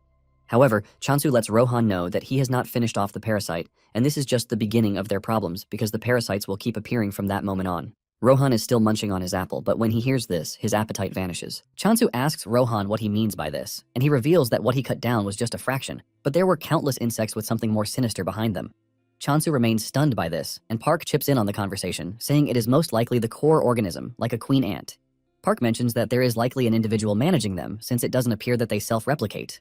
However, the bigger question that they need to be asking is why the parasites show up at that time. Chansu replies that it might be related to the temple on the block, and because it is a special block, they might be looking to swallow it whole. He checks the occupancy rights and mentions that there is no abnormality in it, unlike other places. Rohan then asks him what the plan is, and Chansu replies with every determination that they are going to protect the temple. Park quickly cuts in, telling him that they don't have a dewormer, so he doesn't know how they are supposed to protect it. Chansu tells him that if there is no dewormer, they are just going to make one for themselves. Park teases him, asking him how he plans to make it, and Chansu reminds the priest that he is an apostle of abundance. He mentions the things he has been able to do and says he might as well make a test version. He reveals that there are anti-parasitic plants in the Western Bloc as well, and they can even ask Hysogen for other plants, but Park lets him know that it is not as easy as he is saying it. Some days later, they head to an infected block in an attempt to try out what Chansu has created. Chansu tells Park that the best place to carry out the experiment is where there is an infection because they can't allow anything to happen to the temple. He suggests that they get it done fast, since Rohan is still guarding the temple. Park asks him if he brought the dewormer, and he says yes, saying it is inside his bag. He reaches into his bag to bring it out, but to his surprise, the stubborn hamster is hiding out in the bag. The hamster leaps out to check out the environment, and Chansu reminds it to stay inside because it might be dangerous, but Hamstall would rather sit on Chansu's shoulders. Chansu checks into the bag, and he is thankful that the medicine is intact. He decides that the first thing he is going to do is to try to regain the lost occupancy rights, and before using the medication, the system informs him of a successful buy. Chansu is surprised that everything looks normal, and he expresses his concern that they might have moved blocks. Nonetheless, Chansu brings out the medication, and after swallowing it, he starts losing the rights to the infected blocks. Chansu celebrates because his plan worked, revealing that the system had already glitched, causing him to lose the occupancy rights. Chansu then starts planting the block dewormers in the ground. After this, he lights them on fire so they release smoke into the air just like mosquito coils. Chansu hopes to have a positive effect even though he can't fully eliminate them. Park then notices his sword and comments on it, saying he hasn't seen it before. Chansu whips it out, revealing that it is a form-changing sword that he got from alchemy. The shape of the sword shocks Park because it looks curvy, and Chansu mentions that it can even twist its trajectory in real time. It is said that the durability is low, but Chansu still believes that it suits him well because he is cutting off heads with decapitation skill. Suddenly, a rift opens in front of them, and little monsters start popping out of the rift, shocking Chansu because he was expecting something really terrifying. Chansu tells Park that it doesn't look really dangerous for something that is considered to be a calamity. Park admits that it is also his first time seeing them, but before Chansu knows it, a lot of them start popping out from the rift, shocking him. Chansu is also left in shock because he can't even see the head of the so-called calamity. Suddenly, Park unleashes a golden light from his body, and the tiny monsters start to form giant versions. One of them charges toward Chansu, and Chansu cuts it down with precision. 3 others try to surprise him from behind, but he easily takes them down. Park is shocked when he sees this because he never thought Chansu was this strong. Just then, Chansu throws Hamstall to him, telling him to take care of him while he fights the monsters. Once Chansu realizes that the monsters have started growing heads, he lets out a good smile because he's going to have a good time dealing with them. He urges Park to stand back, and Park can only thank his stars that Chansu is on their side. Moments later, Chansu is done cutting down all the attacking monsters, and the rift starts to disappear. However, they notice that there is no core organism in what they defeated. Park lets him know that the dewormer wasn't a waste, and while they are talking, one of the last stray monsters approaches Park, but he easily blasts it into smithereens with his power. Chansu sighs in disappointment. Imperfection was impossible to achieve, but Park urges him not to be discouraged because seeing their forms alone is a win. Since Chansu already mentioned that he ordered new anti-parasitic plants, Park is confident that the results with those will be better. Chansu finally gets back up after taking enough rest, saying Hysogen will soon arrive. Just as predicted, Hysogen shows up, asking if nothing unusual happened while she was gone. It turns out that she is not alone, and Park asks her who is standing behind her. The lady behind her finally comes into the light, and it turns out to be the lady assistant from Alchemy, Edwin Paracel. Chansu immediately recognizes her as the alchemy lady who helped out in the water dungeon quest. The two shake hands, and Chansu asks her why she is there with Hysogen. Hysogen clears the air, saying they didn't come together because she only ran into her. Chansu immediately becomes suspicious of the lady, asking her what brings her to the block. Edwin then drops a shocking bomb on Chansu, telling him that she would like to be employed under Abundance. Chansu immediately asks why someone from Alchemy would want to work for Abundance, and she reveals that she would like to research a new water spirit. Deep down, Chansu already knew that she was a studious person because of the risks that she takes. Edwin then continues by saying she is also there to deliver pharmaceutical equipment. Chansu commends her, saying it must have been a stressful journey thanks to the restrictions. But she lets him know that she didn't want to miss a single moment of watching a water spirit grow. She mentions that she could have followed Chansu that same day if she had her way, but she needed to sort out the handover first. Chansu is pleased with this because it shows that she has a sense of responsibility. Chansu then asks her if she is planning to use any weird drug for her research, but she assures him that she doesn't. She lets him know that everything she wants to do is purely ecological research through observation. Since this is all she wants to do, Chansu tells her that he is going to allow it. Chansu cannot believe just how crazy she is when it comes to research because she lets Chansu know that she doesn't care about the environment, as one room is enough for her. At the same time, Chansu is worried that the lady might have an ulterior motive because she appeared at the right time. Nonetheless, he decides that he is just going to trust her in the meantime. Chansu then taps her on the shoulder, telling her that they are going to talk again once things are settled. He turns to Hasujin, asking her if she brought the items he asked for, and she says yes. She dips her hand into her bag and whips out a sachet containing garlic, mugwort, and clove. Hasujin asks him what he plans to do with the items, and he reveals that he wants to make a dewormer for occupancy parasites. Hasujin is shocked when she hears this because she knows that the occupancy parasites are one of the 7 calamities. Chansu then tells her that she is right because the research she wanted to ask her for is regarding the dewormer. He asks if it's going to be too difficult for her, but she assures him that he has nothing to worry about. Edwin also jumps in, saying research and the like is her specialty. Just then, Hasujin lets Chansu know that Purity sent an invitation, saying they want to apologize. She mentions that Purity already promised to cancel the certification revocation and continue receiving supplies. Chansu mentions that he might not be able to visit the human domain at the moment because of the parasite issue. Hasujin lets him know that he might be able to enter if he has an invitation from Purity. Chansu then asks about coming back, and Hasujin confesses that this might be difficult because they also sent a request for Park to return. Chansu sighs in disappointment, saying the group is really shameless. Chansu is not entirely surprised because he knows that they are just trying to delay stamina potion development. Chansu notices that Hasujin looks down and he wonders if this is what is bothering her. Chansu then tells her not to worry about all of these because it is thanks to her that they are getting news. Hasujin smiles when she hears this, thanking Chansu for the compliment. She then reveals the last bit of news, saying that if someone eats or owns anything from outside the human domain, they will be infected by a parasite. Park is shocked by this, and he asks if this is also Purity's doing, but Hasujin replies that no one is certain about it. Apparently, there is a bulk load of people who want to monopolize the Emperor Apple. Seeing how important the whole thing is, Chansu suggests that they go immediately. He tells Hasujin to meet him in the West Block because he needs to get Spring. When Edwin finally sees Spring, she freaks out in shock because she didn't expect it to take this kind of form. She mentions that water spirits are usually in human form, not in the shape of a slime. Chansu lets her know that the slime's name is Spring, while asking if there are any special advantages to the slime form. The only thing she can mention is that Spring is cute, and Chansu just agrees with her. Chansu then tells Spring that Edwin would like to examine him. He asks him if it is fine by him, and he lets off a sign to show that he is good with it. Since Spring has no issue with it, Chansu suggests that they discuss the employment terms, but Edwin reminds him that all she needs is a room and board. Chansu disagrees, saying he is going to pay her a minimum wage of 1 Emperor Apple per day. 1 apple is worth 200,000, so Chansu believes that this should be fine. He also lets her know that she has no right to go to the temple, so she will be working in the block where they are. Edwin freaks out when she hears this because this is the same block where the corruption dudes, like the skeletons, are working.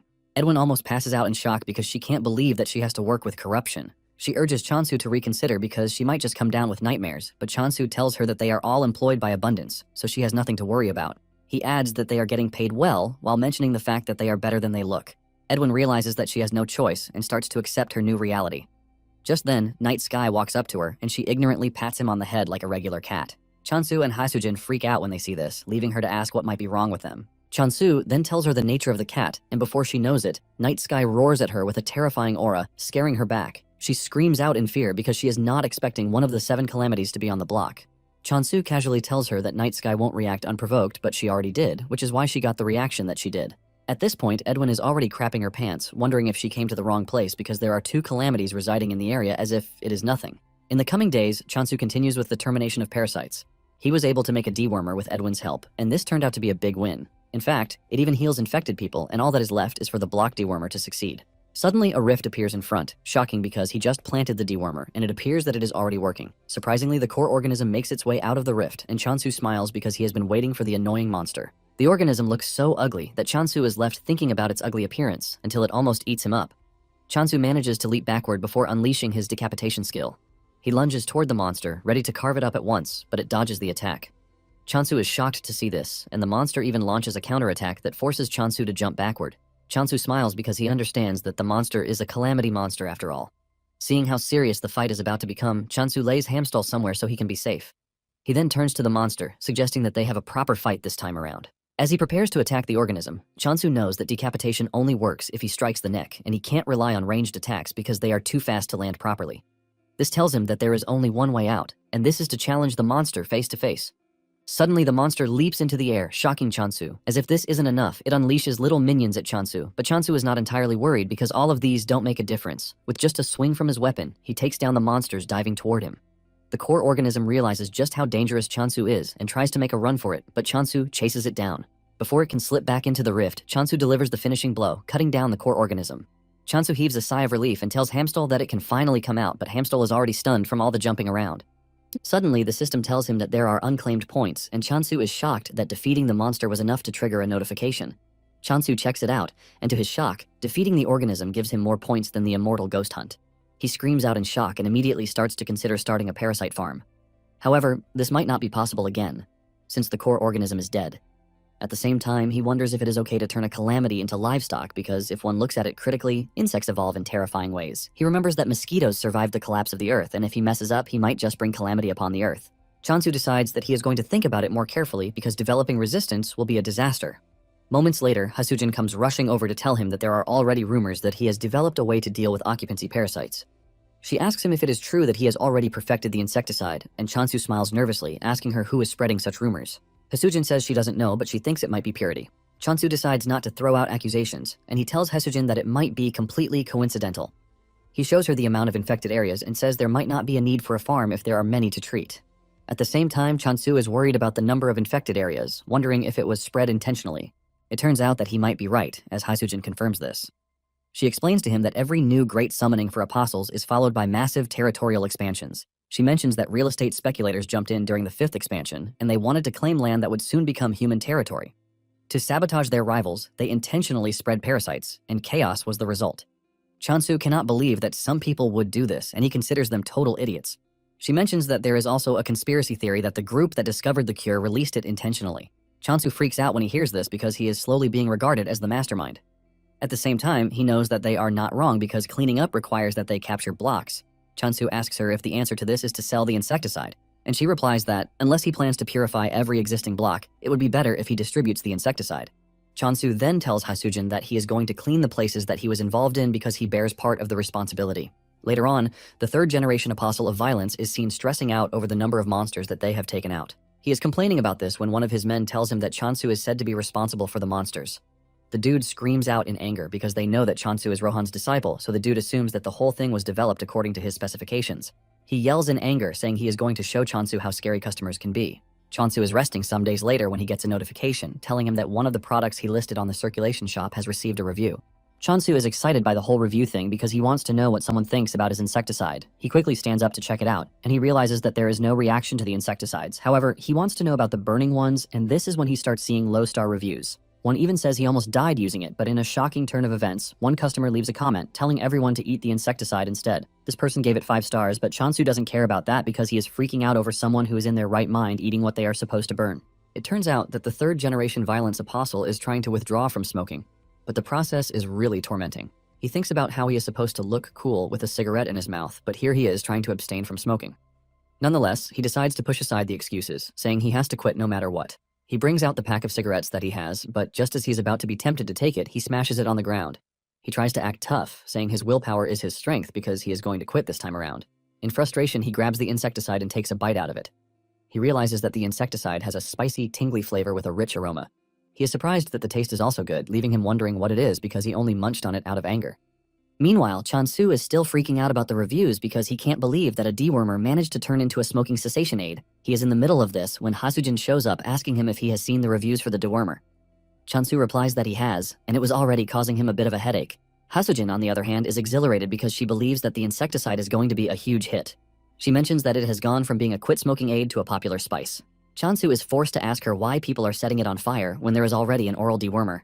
Even though it is not meant to be eaten, it is not particularly dangerous. Since Chansu doesn't know why people are eating it, Hasujin gives him a stick, telling him to try it out. Chansu does, and he admits that it is somewhat delicious. And since the effect of abundance is on it, one won't die after eating it. However, he thinks edible and should eat are very different. Hasujin asks him if he has seen that the taste is okay because the unique spicy kick perfectly meets the needs of people trying to quit smoking. Chansu then realizes that they are using the stick instead of candy or gum. Chansu admits that it is nice, but he doesn't understand why it has become a popular spice. Hasujin cannot believe just how disconnected Chansu is from the world, but she decides to explain things to him. Hasujin reminds him that the world is full of believers, apostles, and general citizens. She mentions that among the original residents of the world, those who serve a god are called believers. People like Chansu, who are sent from Earth, are apostles, and since general citizens have no rights over occupied territory, it appears that they are not involved in the whole infection incident. However, the merchants jumped in to get a piece of the pie because they spread wild rumors that parasites might contaminate household goods. As a result of this, everyone rushed out to buy dewormers. Fortunately, the parasites didn't harm ordinary people, but they ended up becoming an annoying surplus item. Not long after this, a rumor spread that it was incredibly effective for those who wanted to quit smoking. Thanks to this, a lot of people started eating it. In addition, the exotic flavor led people to start using it as a spice. Chansu cannot believe that it was made to lure parasites, but humans have found a way to be the ones getting lured instead. Haesujin mentions that it also has a variety of uses, and she heard that they are putting it in chocolate and ice cream. As if this isn't enough, some people are even processing it into small sticks to start selling them. She brings out the processed one, and Chansu is left in shock. He asks Haesujin how long it is going to take to get rid of all of them because deep down, he is worried that the parasites might develop an immunity. Haesujin smiles, asking him how they should handle the whole thing, and Chansu replies that he would like to ban it all, but this is not entirely possible. Chansu knows that how it is used is entirely up to the consumer, and he decides that the first thing he is going to do is to separate the production of the edible version used as a spice. And as for the incense dewormer, he plans to reduce the size. However, he tells Haesujin to give a strict warning not to break it down any smaller than what he produces. Haesujin is surprised by this, and she asks him if he thinks the parasites will become drug resistant, and he confirms this. Haesujin lets him know that he is worrying too much, and he agrees that he might not have been entirely concerned, but reminds her that they are dealing with one of the 7 calamities. Deep down, Chansu knows that he might be overreacting, but at the same time, he has a bad habit of being pessimistic. He then wonders if it is because of this that he is being stalked by the god of injustice.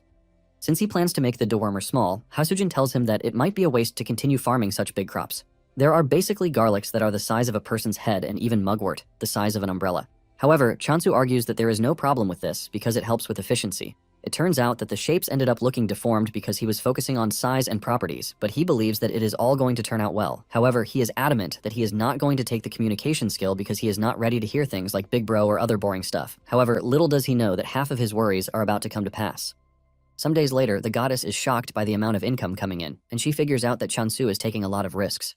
The goddess is impressed at how Chansu does his things, and even though he is doing a lot, he has never neglected the farm for once. The goddess decides that she has to give him a new skill because he is really talented. She asks her retainers if they think it is high time she gives Chansu a new skill, and they ask her if she is interested in giving him the communication skill. She says yes, but at the same time, she is worried that she might just pull a random skill like pest control. The goddess says Chansu might as well vanish just to wipe out every insect on the planet. The ping tells the goddess that Chansu will definitely pick the communication skill this time around because he has been doing well enough. The chick also agrees with him, saying this will be the 3rd time in a row, so Chansu should know that he is supposed to pick the communication skill. Moments later, Chansu arrives at the temple, and the group excitedly runs over to meet him halfway. Chansu is shocked when he realizes that the whole group is out to meet him. The goddess then offers him the communication skill with an additional skill. Chansu hopes that he is going to get a skill that looks peaceful, but isn't appealing. Just then, the options appear in front of Chansu, and in addition to the communication skill, there is a skill called Fertile Land. Apparently, Fertile Land is a skill that improves the soil, and it is suited for wide fields or wheat paddies. It is completely unnecessary for an apostle with limited space, according to what the goddess is thinking. She is excited that her apostle will finally choose the communication skill, and she seriously prays that he does. Chansu stares at the screen for some time and assumes that the communication skill is a fixed option. He concludes that he has done a lot of bad things and doesn't deserve to pick the communication skill because he might just get killed by an elf if they see what he is doing to the crops. Chansu decides that he would rather not have more things to worry about because even without the skill, the pig, Doji, is always begging for food. Ari is always nagging while Spring is urging him to play. On the other hand, he miscommunicates the whole thing, believing that the goddess wants him to pick Fertile Land. Because of all of these, he decides that picking up communication skills is not worth it.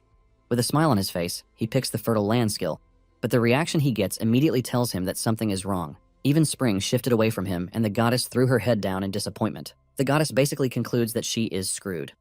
Chansu then mentions his worry that the familiars are growing a bit slow because birds are supposed to grow fast, and it's been months already, but Ari remains a chick. Doji also remains a piglet, and Chansu decides to ask Rohan about it. However, Rohan ignores him because he is more focused on his apple. Chansu then decides to try out the new skill, and he activates it, releasing a bright green light. Chansu is surprised that he can shoot the blessing from his hand at a distance. The blessing makes the plant it hits get even bigger and greener. Chansu turns around to see Rohan staring at him weirdly, and he immediately figures out that Rohan wants him to use it on the apples. Chansu cannot believe Rohan because the apples are already big, and he is just trying to make them bigger. He fires it in the direction of the apple tree while complaining that it would have been better if it were something like an increased germination rate. The goddess hears him complain and groans in frustration, saying this is why he should have chosen communication instead of a strange skill. The next day, Chansu heads to the West Block to meet Park, and it turns out that his last experiment didn't work really well. Park urges him not to be too impatient, telling him that there is still time left. Park even urges him to tell him everything about the magazine he read, but Chansu screams at him to filter his thoughts because the kids are with them. Chansu then says it is their priority to avoid the backlash of the skill, Pure Mind, because they have already concluded that removing the source is impossible. He mentions that they have only made it this far thanks to Spring's water and Edwin. However, he believes that they need something more, and he reveals that the experience of making the pest repellent helped a bit. He asks if there are any similar problems, and Park asks him about the Apostles of Purity. Chansu then asks if medicine won't be enough for them in the meantime. Suddenly, Chansu's expression changes, and Park asks him what is wrong. It turns out that Lee Minsu, the Apostle of Violence, is trying to enter his block, and Chansu lets Park know that violence has finally come for him. Minsu shows up, and he walks up to Chansu, telling him that he needs his help.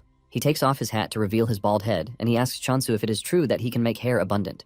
Chansu is left in shock because he doesn't know when another weird rumor started to fly around. Some days earlier, Hasujin had gone to deliver items to Minsu, and this was when he noticed how good her hair is. He asks her if she's been eating something good, urging her to share the secret with him. Hasujin replies that there is nothing special, but Minsu believes that she's been secretive, and he urges her to remember how far they have come. This is when Hasujin starts to wonder if there is really a change because her friends had said the same thing. Her friends had told her that she was glowing while asking if she was dating someone new. It suddenly dawns on Hasujin that this can bring in a lot of money because the beauty market is huge and it has incredibly high profit margins. Hasujin then tells Minsu that she has been eating the black beans grown by Chansu, the Apostle of Abundance. Hasujin knows that it might be a bit dramatic, but all of Chansu's crops have actually produced a dramatic effect. Minsu immediately becomes interested because he has always thought Chansu was just a profiteer. Hasujin is worried because Chansu has occupied the nearby blocks, but Minsu lets her know that he doesn't mind making Chansu his brother as long as he is able to help them out. He reveals his intention to initially attack Abundance because they occupied areas around the Violence faction. Minsu immediately withdraws this idea and even decides to make Abundance his colleague, saying any attack on Abundance is an attack on him, which is an attack on Violence. However, he tells Hasujin that he will have Chansu's head if he doesn't live up to his expectations. Hasujin can only hold her head down in frustration because she has somehow pushed Chansu into another complicated issue. Now that Minsu is standing in front of Chansu, Minsu tells him not to try to lie because Hasujin already told him everything. Chansu is shocked to hear this, but suddenly remembers Hasujin telling him that Minsu might be coming for him. He finally understands what she means by this, but he takes solace in the fact that Hasujin didn't spread the rumor out of malice. Minsu then asks Chansu if he is trying to swallow Violence because he has already occupied all the blocks surrounding them. Chansu replies that he didn't actually know that there was a village there.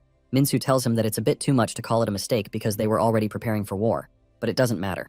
Seeing how everything is played out, Park realizes that Chansu is already hooked to the Violence faction. With a scary voice, Minsu lets Chansu know that he's going to have himself to blame if it turns out that he can't do what they want from him. Chansu holds his head in frustration, wondering why everyone is choking him out because he is a freaking farmer, not a doctor. Apparently, when the Earth got ruined, there were so many negative people crying over it, and among the many dispatched worlds is the block-type territory world. There was a place compatible with a god that is considered very important, so it was inevitable that there would be much negativity. There were also some who embraced wrath in their time of pain. It turns out that a ridiculous fate awaits them, and this is a fate where they would go bald. Those who were afflicted with this started crying, saying they would have chosen negation instead. One even thought about shaving all of his hair off, but his senior let him know that this is also not going to help. It turns out that their hair falls out anytime they use their powers. In the end, it meant becoming more powerful while losing more hair or remaining a lower apostle while protecting one's hair. The Violence faction was where true warriors were chosen, but even they had not given up on their hair. Minsu then tells Chansu that they are now brothers, and he tells him that he is pretty sure that there is a way. Deep down, Chansu is crying in pain because he has no idea how to help grow Minsu's hair back. Chansu teases Minsu, asking him if he has tried visiting negation because bringing back the dead is their specialty. However, Minsu's facial expression tells Chansu that he can't be joking with things like this. He quickly apologizes, and Park knows that Minsu and his gang are already desperate, which is why they had to come to Chansu for help. Chansu then wonders if it is okay to use the blessing of abundance on a human. Chansu tries it on himself and immediately makes his hair grow even longer, shocking Minsu to his bones. He wastes no time asking him how he was able to do it. On the other hand, Chansu is relieved that it worked, and he figures out that it might be useful for changing his style. However, it is not an entirely good method because he doesn't know if new hair sprouted or the existing ones grew longer. In addition to this, it costs some points, which means it is not entirely efficient. Chansu then tells Minsu that there is something he would like to try first, while smiling at the dude. Without hesitation, Minsu rushes over to Chansu, telling him that he is free to try whatever he wants to try. Chansu then fires off the blessing to Minsu's head. Minsu felt the heat, but to his disappointment, his hair didn't grow. Chansu then asks him if he has a skill that causes hair loss, and he says yes. He mentions that this is thanks to the heat emitted when they use their skills. Chansu realizes that purity is the lower half, while violence is the upper half. Chansu cannot help but thank his stars that he is in the Abundance faction. He figures out that the whole thing might be similar to that of Park, since it is a granted skill. Minsu stupidly asks Chansu if he can't plant hair since he plants crops all the time. Chansu stares at him disgustingly, wishing the dude would just go ahead and find a doctor. Chansu then decides that they are going to have a look into it in the meantime. Later on, Chansu heads over to Edwin's office to find her, where she is busy drawing the water spirit. She is totally carried away by this until Chansu screams out his name. Edwin asks him what he wants, and he replies that he has a request. Chansu gives her a bowl of walnuts and black beans, urging her to make a blend that is effective for hair loss. Without wasting time, Edwin gets it done and returns the bowl to Chansu. Chansu and Edwin then sit down to start mixing, and moments later, they are able to roll the mixture into pills. Chansu then takes the pill to Minsu, telling him to try it out because he is pretty sure that this will have an effect, but there might be a need for precise adjustments. Minsu uses it and he feels the sizzling effect on his head just like before, but to his disappointment, his hair doesn't sprout. Chansu then tells him to keep taking the pills in the meantime, while they hope for progress. He assures him that he is also going to gather more ingredients to help. 2 days later, Minsu and the other apostles show up in Chansu's block. With their bald, shining heads, the group begs Chansu to save them. The reflection from their head almost renders Chansu blind, and the group tells Chansu that they have finally gained the momentum to overcome their harsh fate, so that they can grow. They urge him to treat them, and Chansu lets them know that the items he ordered have not even arrived yet. The group tells Chansu that they have everything he needs, from brown rice to green tea. Chansu cannot believe the number of ingredients that they have, and he tells them to bring everything. Chansu then tells the group that he is not promising to cure them, but he is going to do his best to show them hope. The group rises up in excitement, telling Chansu that they will do anything as long as he cures them. Since he needed extra hands, Chansu realized that he might just use the group for his own tasks. Moments later, Chansu sits them all down to feed them with meals infused with blessings. The group is shocked that Chansu was able to grow the crops in such a short time, and he lets them know that it is the blessing of abundance. They thank him for the meal and start to munch on it, while admitting that it is quite delicious. Chansu is glad that they are enjoying the dish, but he teases them, saying they all look like a bunch of ostrich egg nests eating rice while letting off steam. The lower apostles freak out, believing that Minsu is going to tear Chansu apart for the joke, but nothing happens. Chansu then tells them that they can ask for more if they want. Suddenly, the steam on Minsu's head increases, and he stands up in excitement. Everybody watches in anticipation, and to everyone's surprise, tiny hair follicles start to emerge from his head. Suddenly, the others start to feel the same effect, and tears of joy run down their faces. They rush over to Chansu to thank him, telling him that from that moment forward, abundance and violence have become one. One of them says he was doubtful because it was a meal instead of medicine, but it turns out that his worry was for nothing. Chansu then tells them that it is something to celebrate, but he mentions that it is too early to be relieved. The dude asks him what he means by this, and Chansu reminds them that their hair falls out when they use their power. He then suggests that they have a spar, and two apostles engage each other in a sparring session. This results in light so bright that Chansu realizes that the apostles should not be messed with. Moments later, Chansu stops the fight, saying it should be enough for what he wants to know. They check out the hair, and surprisingly, it looks fine. Chansu suggests that the dude rub his head once, and Minsu does this. In a heartbroken shift of events, the hair falls off, and the dude groans in frustration. All of them crash to their knees in tears, and Chansu asks if he can touch their head. He does, and to his shock, it is so hot that he thinks he can even fry an egg on their boiling head. Chansu then mentions that their heads are always so hot, which is why nothing can grow there. Chansu then asks them if it has to be real hair, saying there are other options like hair from another creature or maybe plants. Minsu tells Chansu that he is not interested in this, and he almost blinds Chansu with his head, telling him that he wants to save his hair. Chansu has no choice but to agree, and he suggests that they keep eating the meals in the meantime. He then asks them if there is anyone who wants to volunteer for an experiment he wants to carry out. Minsu asks him what the experiment is about, and Chansu replies that they have to check whether the hair remains without the meals he is giving them.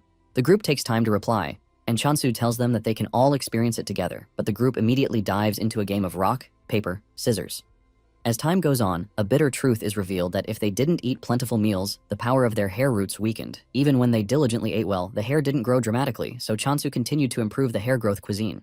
However, the hair grows thicker every time it grows back, but even so, it pops out like popcorn when the heat rises. Chansu starts looking for solutions like a gel or something, and Minsu can see how hard Chansu is working to help them. Minsu then asks Chansu if he is willing to take a look around their block.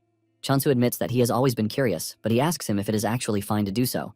Minsu assures him that it is fine, saying he can even connect the entrance, since they are brothers. Moments later, they head to their block, and Chansu is surprised that it is not that big. Minsu lets him know that only a select few warriors come over there, which is why it is small. Chansu spots a peculiar block in the distance, and he asks if it is for the purpose of mining. Minsu confirms this, saying one's skill can also grow faster if one trains there. Chansu notices that every member in the group is wearing a hat, while the entire block itself is cold. Minsu then tells Chansu not to stare at the members so much because they don't really like it. Chansu apologizes for this and realizes the need to finish the medicine as soon as he can. Chansu then asks him what grows on the snowy mountain in the distance, and Minsu replies that it is a spiritual medicine called Snow Ice Herb, which contains cold energy. Chansu realizes that he was only trying to change the subject, but it appears that the medicine might help with the cooling hair gel he is trying to develop. Minsu mentions that the medicine sells for a high price, but it is not useful for them because if they eat it, for some weird reason, their strength weakens. Chansu says this might be because it suppresses the authority of their skills, and since this is the case, Chansu is confident that it will be useful. Chansu asks him if the ingredient is a plant, and Minsu reveals that it is grass. Chansu is glad to hear this, saying he might actually be able to increase the efficacy and properly cultivate it. Chansu then asks Minsu if he is willing to sell at a higher price, while also using it as a material for cooling hair gel. Some days later, the familiars almost lost their minds when they saw Chansu bring Edwin into the block. Edwin turns to Chansu, telling him that the chick is shouting, and Chansu lets her know that Ari is shy around strangers. Deep down, Chansu hopes the familiars will lay off of Edwin because she is just a cool person who only cares about spring. Chansu is able to distract the familiars with food, and once their attention is off Edwin, she thanks Chansu for bringing her to the temple. Chansu lets her know that it is all fine because it is his request. He then suggests that they finish up what they are doing as fast as they can. They mix all the ingredients into a test tube, squeezing them all together, and in no time, the required hair cooling gel emerges. Chansu commends Edwin, telling her that she has worked hard, but Edwin humbly replies that it is her job. Chansu also thanks Spring for always working hard because he is always available to make water.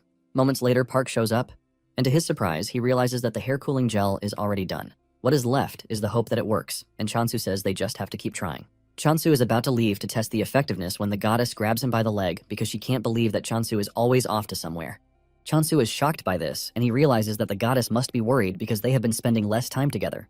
Chansu then carries the goddess to somewhere private to whisper something in her ears. The goddess turns red from blushing, and once Chansu realizes that he has satisfied her, he prepares to leave. He assures the goddess that he is doing well because he knows she is just worried about him. All the goddess can wish for is that her apostle returns safely, and with a smile on her face, she declares that her apostle is the best. Shortly afterward, Chansu arrives at Minsu's place and he finds them meditating. Their hair has grown too, and Chansu tells them that the hair gel is ready. He gives Minsu a chance to try it out, and he does, giving him a chilling vibe on the head.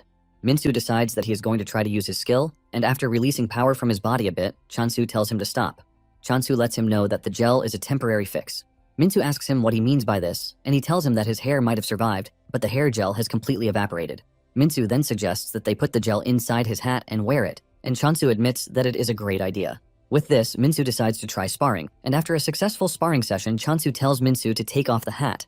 However, he is reluctant to do so because he is scared that his hair would fall off. One of the apostles doesn't really care what he thinks, and he drags the hat off his head. Surprisingly, his hair is still there, and Chansu lets him know that the hair looks perfect on the outside. However, when he checks inside the hat, he can still see hair follicles. In addition, Chansu knows that Minsu held back his strength because he was scared that his hair would fall off. Chansu lets him know that he cannot truly overcome this way if he is scared of the unknown. Chansu then tells him that the only solution is to grow the snow ice plant on his head. Minsu immediately disagrees with this, and Chansu explains to him that he is not talking about literally growing the plant on his scalp. Chansu mentions that they are going to plant the herb on the hat, just like hats with flowers. Minsu is not entirely impressed, and Chansu says that they can try something like an Indian headdress. In fact, he tells him that he can think of it like a plumed helmet because back in the Roman era, this was the peak of manly fashion. Minsu is still not convinced, but he wants to know if it is really possible to grow the plant in a hat. Chansu tells him that the problem is not the hat, but the environment. He wonders if there is a way for the snow ice herb to survive the heat. Minsu then mentions that there is actually a plant called a heat-absorbing herb, even though he doesn't know if it will help. Minsu says it is the opposite of the snow ice herb, and it is a plant that grows by absorbing surrounding heat, but it is found in a place even more dangerous and remote than where they are. Minsu mentions that there were people who usually gathered it, but at the moment, everyone has been catching parasites. Deep down, Chansu immediately figures out that they have started a parasite farm. Minsu is still talking about how difficult it might be to gather it when Chansu tells the group that they need to set off on an expedition immediately. Back at the temple, it turns out that Chansu left Hamstall behind, and this has everyone curious because he always carries him along. Doji believes that Chansu is out there eating something delicious, but Ari scolds him, telling him that not everyone is a foodie like him. On the other hand, the goddess is seriously worried that Chansu's task is dangerous, which is why he had to leave Hamstall behind. Suddenly, it dawns on her that she promised to trust her apostle, but she is already getting the familiars worried. She figures out that everything Chansu is doing is for the good of abundance, and she immediately gets off her ass to caution the stupid thoughts that she is having. She walks up to Hamstall, telling him not to worry because Chansu will definitely take him along next time. With the goddess's assurance, she is able to settle the growing unrest among the familiars. Meanwhile, Chansu and the other violence apostles who followed him have reached where the heat-absorbing plant is. Chansu smiles at them, saying he is glad that they reached the summit without any major problems. However, Minsu and his gang can't believe what they have witnessed so far. They start whispering among themselves because on their way to the summit, Chansu was easily cutting down monsters like they were nothing. It is at this point that Minsu knows that they would have been dead if they had tried to declare war. Chansu notices the strange expression on their faces, and he asks if something is wrong, but they quickly adjust, telling him that nothing is wrong. Minsu then mentions that when a block is swept by one of the 7 calamities, the typhoon, the environment usually changes completely. But he is glad that it didn't happen there. Chansu is shocked when he realizes that something like that happened on the mountain. He then suggests that they head up quickly before the typhoon blows. Suddenly, Chansu turns his sword into spider legs so he can sit on it and use it as a means of transportation. Minsu asks about it, and he replies that it is his sword that changes form at will. Minsu is surprised, but even more surprised that Chansu is using it for something like this, and Chansu teases him, saying he lacks imagination. Suddenly, they come under attack by an eagle, and to Chansu's surprise, the eagle is completely bald. Minsu decides to take on the eagle, and before doing this, he splatters plenty of hair gel on his hair. Minsu goes after the eagle and punches it to the ground, knocking it out. He even carries it back to the team, and when Chansu asks him why he is still carrying the eagle, he replies that it is a delicacy. Moments later, they finally made it to where the heat-absorbing plants are located. Minsu talks about how refreshing it feels to stand where they are, and Chansu explains to him that this is because the heat-absorbing herb is absorbing the heat. Chansu is pleased that they came to the right place, and he suggests that they gather the herbs quickly so that they can know if it is going to be the key point. However, after the experiment, the herb only served as a heat-absorbing agent, and in order to overcome the fate of violence, Chansu concluded that they still needed the power of the snow ice. With this, hats combining the two herbs were created. Chansu creates one each for the members, but Minsu is not entirely satisfied with his because he believes that it looks flimsy. Chansu cannot believe his ears, but he doesn't even argue with him. He angrily switches the one he gave with one that has flowers in it, and Minsu loves this. Chansu cannot believe that Minsu is seriously happy with walking around with a flower on his head. Minsu then tries to use his power and he exerts it to the maximum, but to everyone's surprise, his hair stays intact, leaving Minsu to shed tears of joy. After his celebration, Minsu taps his chest, assuring Chansu that violence will never forget the favor he just rendered them. Minsu goes down on his knees and the rest of the team follows suit. They tell him that his enemies are also their enemies and they are going to crush whoever comes against him. Chansu is blown away by their gratitude, which he believes is a bit hasty. However, he fully understands that they trust him already, and he has no choice but to admit that it feels really good. Later on, from the plain laurel wreath, the beanie woven from leaves, and the very flashy Native American headdress, the carefully cooling hats all became a massive hit. However, this was only permitted for the true warriors. At the same time, other partial drugs became popular, and it was thanks to the believers of violence. Chansu smiles because the profit margin is somehow good compared to the labor costs. In addition, Chansu now has more hands on deck thanks to violence. Minsu then asks him if he gained points from helping them out, and he says yes. Chansu mentions he actually got more points than he expected. They are in the middle of this conversation when monster ghosts show up. While Hasujin and Park are busy doing their things, Chansu believes that it is his job to cut down monsters because he has concluded that abundance is a militant faction. Chansu draws his sword and dashes toward the monsters, wiping them out in one fell swoop. Minsu is left in awe because no matter how many times he sees it, he can never get used to it. Minsu mentions that immortal ghosts are famous for leaving curses behind, and Chansu tells Minsu that he just has to slash them before he gets cursed. Minsu doesn't understand this, and Chansu tells him that all he needs to do is to literally kill them instantly so they don't leave a curse. Minsu is surprised by this because it doesn't really sound impractical since Chansu hunts more than 100. Chansu corrects him, saying it is actually 443. Later on, Minsu is seen sitting by the fire, lost in thought, when his friend Jang shows up. Jang notices his demeanor and he asks him why he looks sad even though his hair has grown. Minsu then asks Jang if he can catch immortal ghosts, and Jang says he can, even though it might be annoying. Minsu then tells Jang that he is talking about catching 400 of them every day, and Jang replies that it might be possible after building up their muscles really well. However, Minsu lets him know that Chansu isn't muscular, but he is strong. Jang taps him on the shoulder, telling him that abundance and violence are different from each other. He mentions that they have methods that both suit them. Meanwhile, the other members are busy building their muscles like crazy, and Minsu asks why everyone is now obsessing over muscles because it wasn't like that before. Jang reminds him that in the past, everyone wanted to go all out, but they couldn't because their hair would fall out. In addition to this, the meal they have been getting from abundance makes their muscle gain come on fast. Jang then tells Minsu that they need to build up their muscles to raid dungeons. Jang mentions that there are a lot of neglected dungeons because of the parasite hunting, and they need to build more strength to save up money so they can repay the favor. Minsu agrees with him and immediately runs over to the wait to undergo some reps.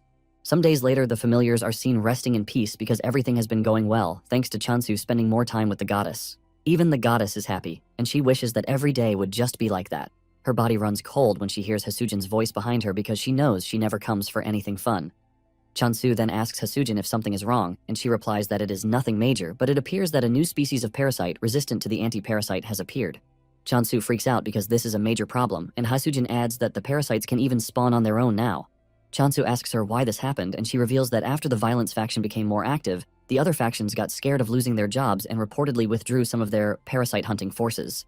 Their firepower decreased, but they still burned the anti-parasite like they always do, which led to failing the hunt, and the parasites that survived escaped before supposedly evolving. Chansu remembers that Minsu had told him about the plan to go to the dungeon, and he realizes that this is the aftermath. Hasujin mentions that the new parasites are causing massive damage to humanity, and all the blame is being placed on the war faction, which failed the initial subjugation. In an attempt to overcome this, the war faction has sent a very polite request for cooperation. Park is not entirely surprised because it is obviously their fault. He also doesn't believe that they can be polite, but when he checks out their request, he realizes that the letter is actually polite. Haesujin tells them that it is pretty serious for one of the top factions, the war faction, to have taken such a low stance. She also adds that the products of abundance have a huge influence on the world, and for war to have asked to make a new anti-parasite, it shows that the parasite's resistance has gone through the roof. Chansu then asks Haesujin about the reward for this. Haesujin mentions that the war faction has hinted about an artifact. Chansu asks if it is an artifact of abundance, but she says no. Chansu is surprised by this because Haesujin already told her that artifacts need to be compatible. Chansu asks if it is an artifact of war, but Haesujin says no. In a surprising revelation, she mentions that it is an artifact of death. Well guys, that's the end of the video. If you like this video, comment next part in the comment section. Also subscribe to the channel, hit the bell, and like the video. Thank you for watching and see you next time again.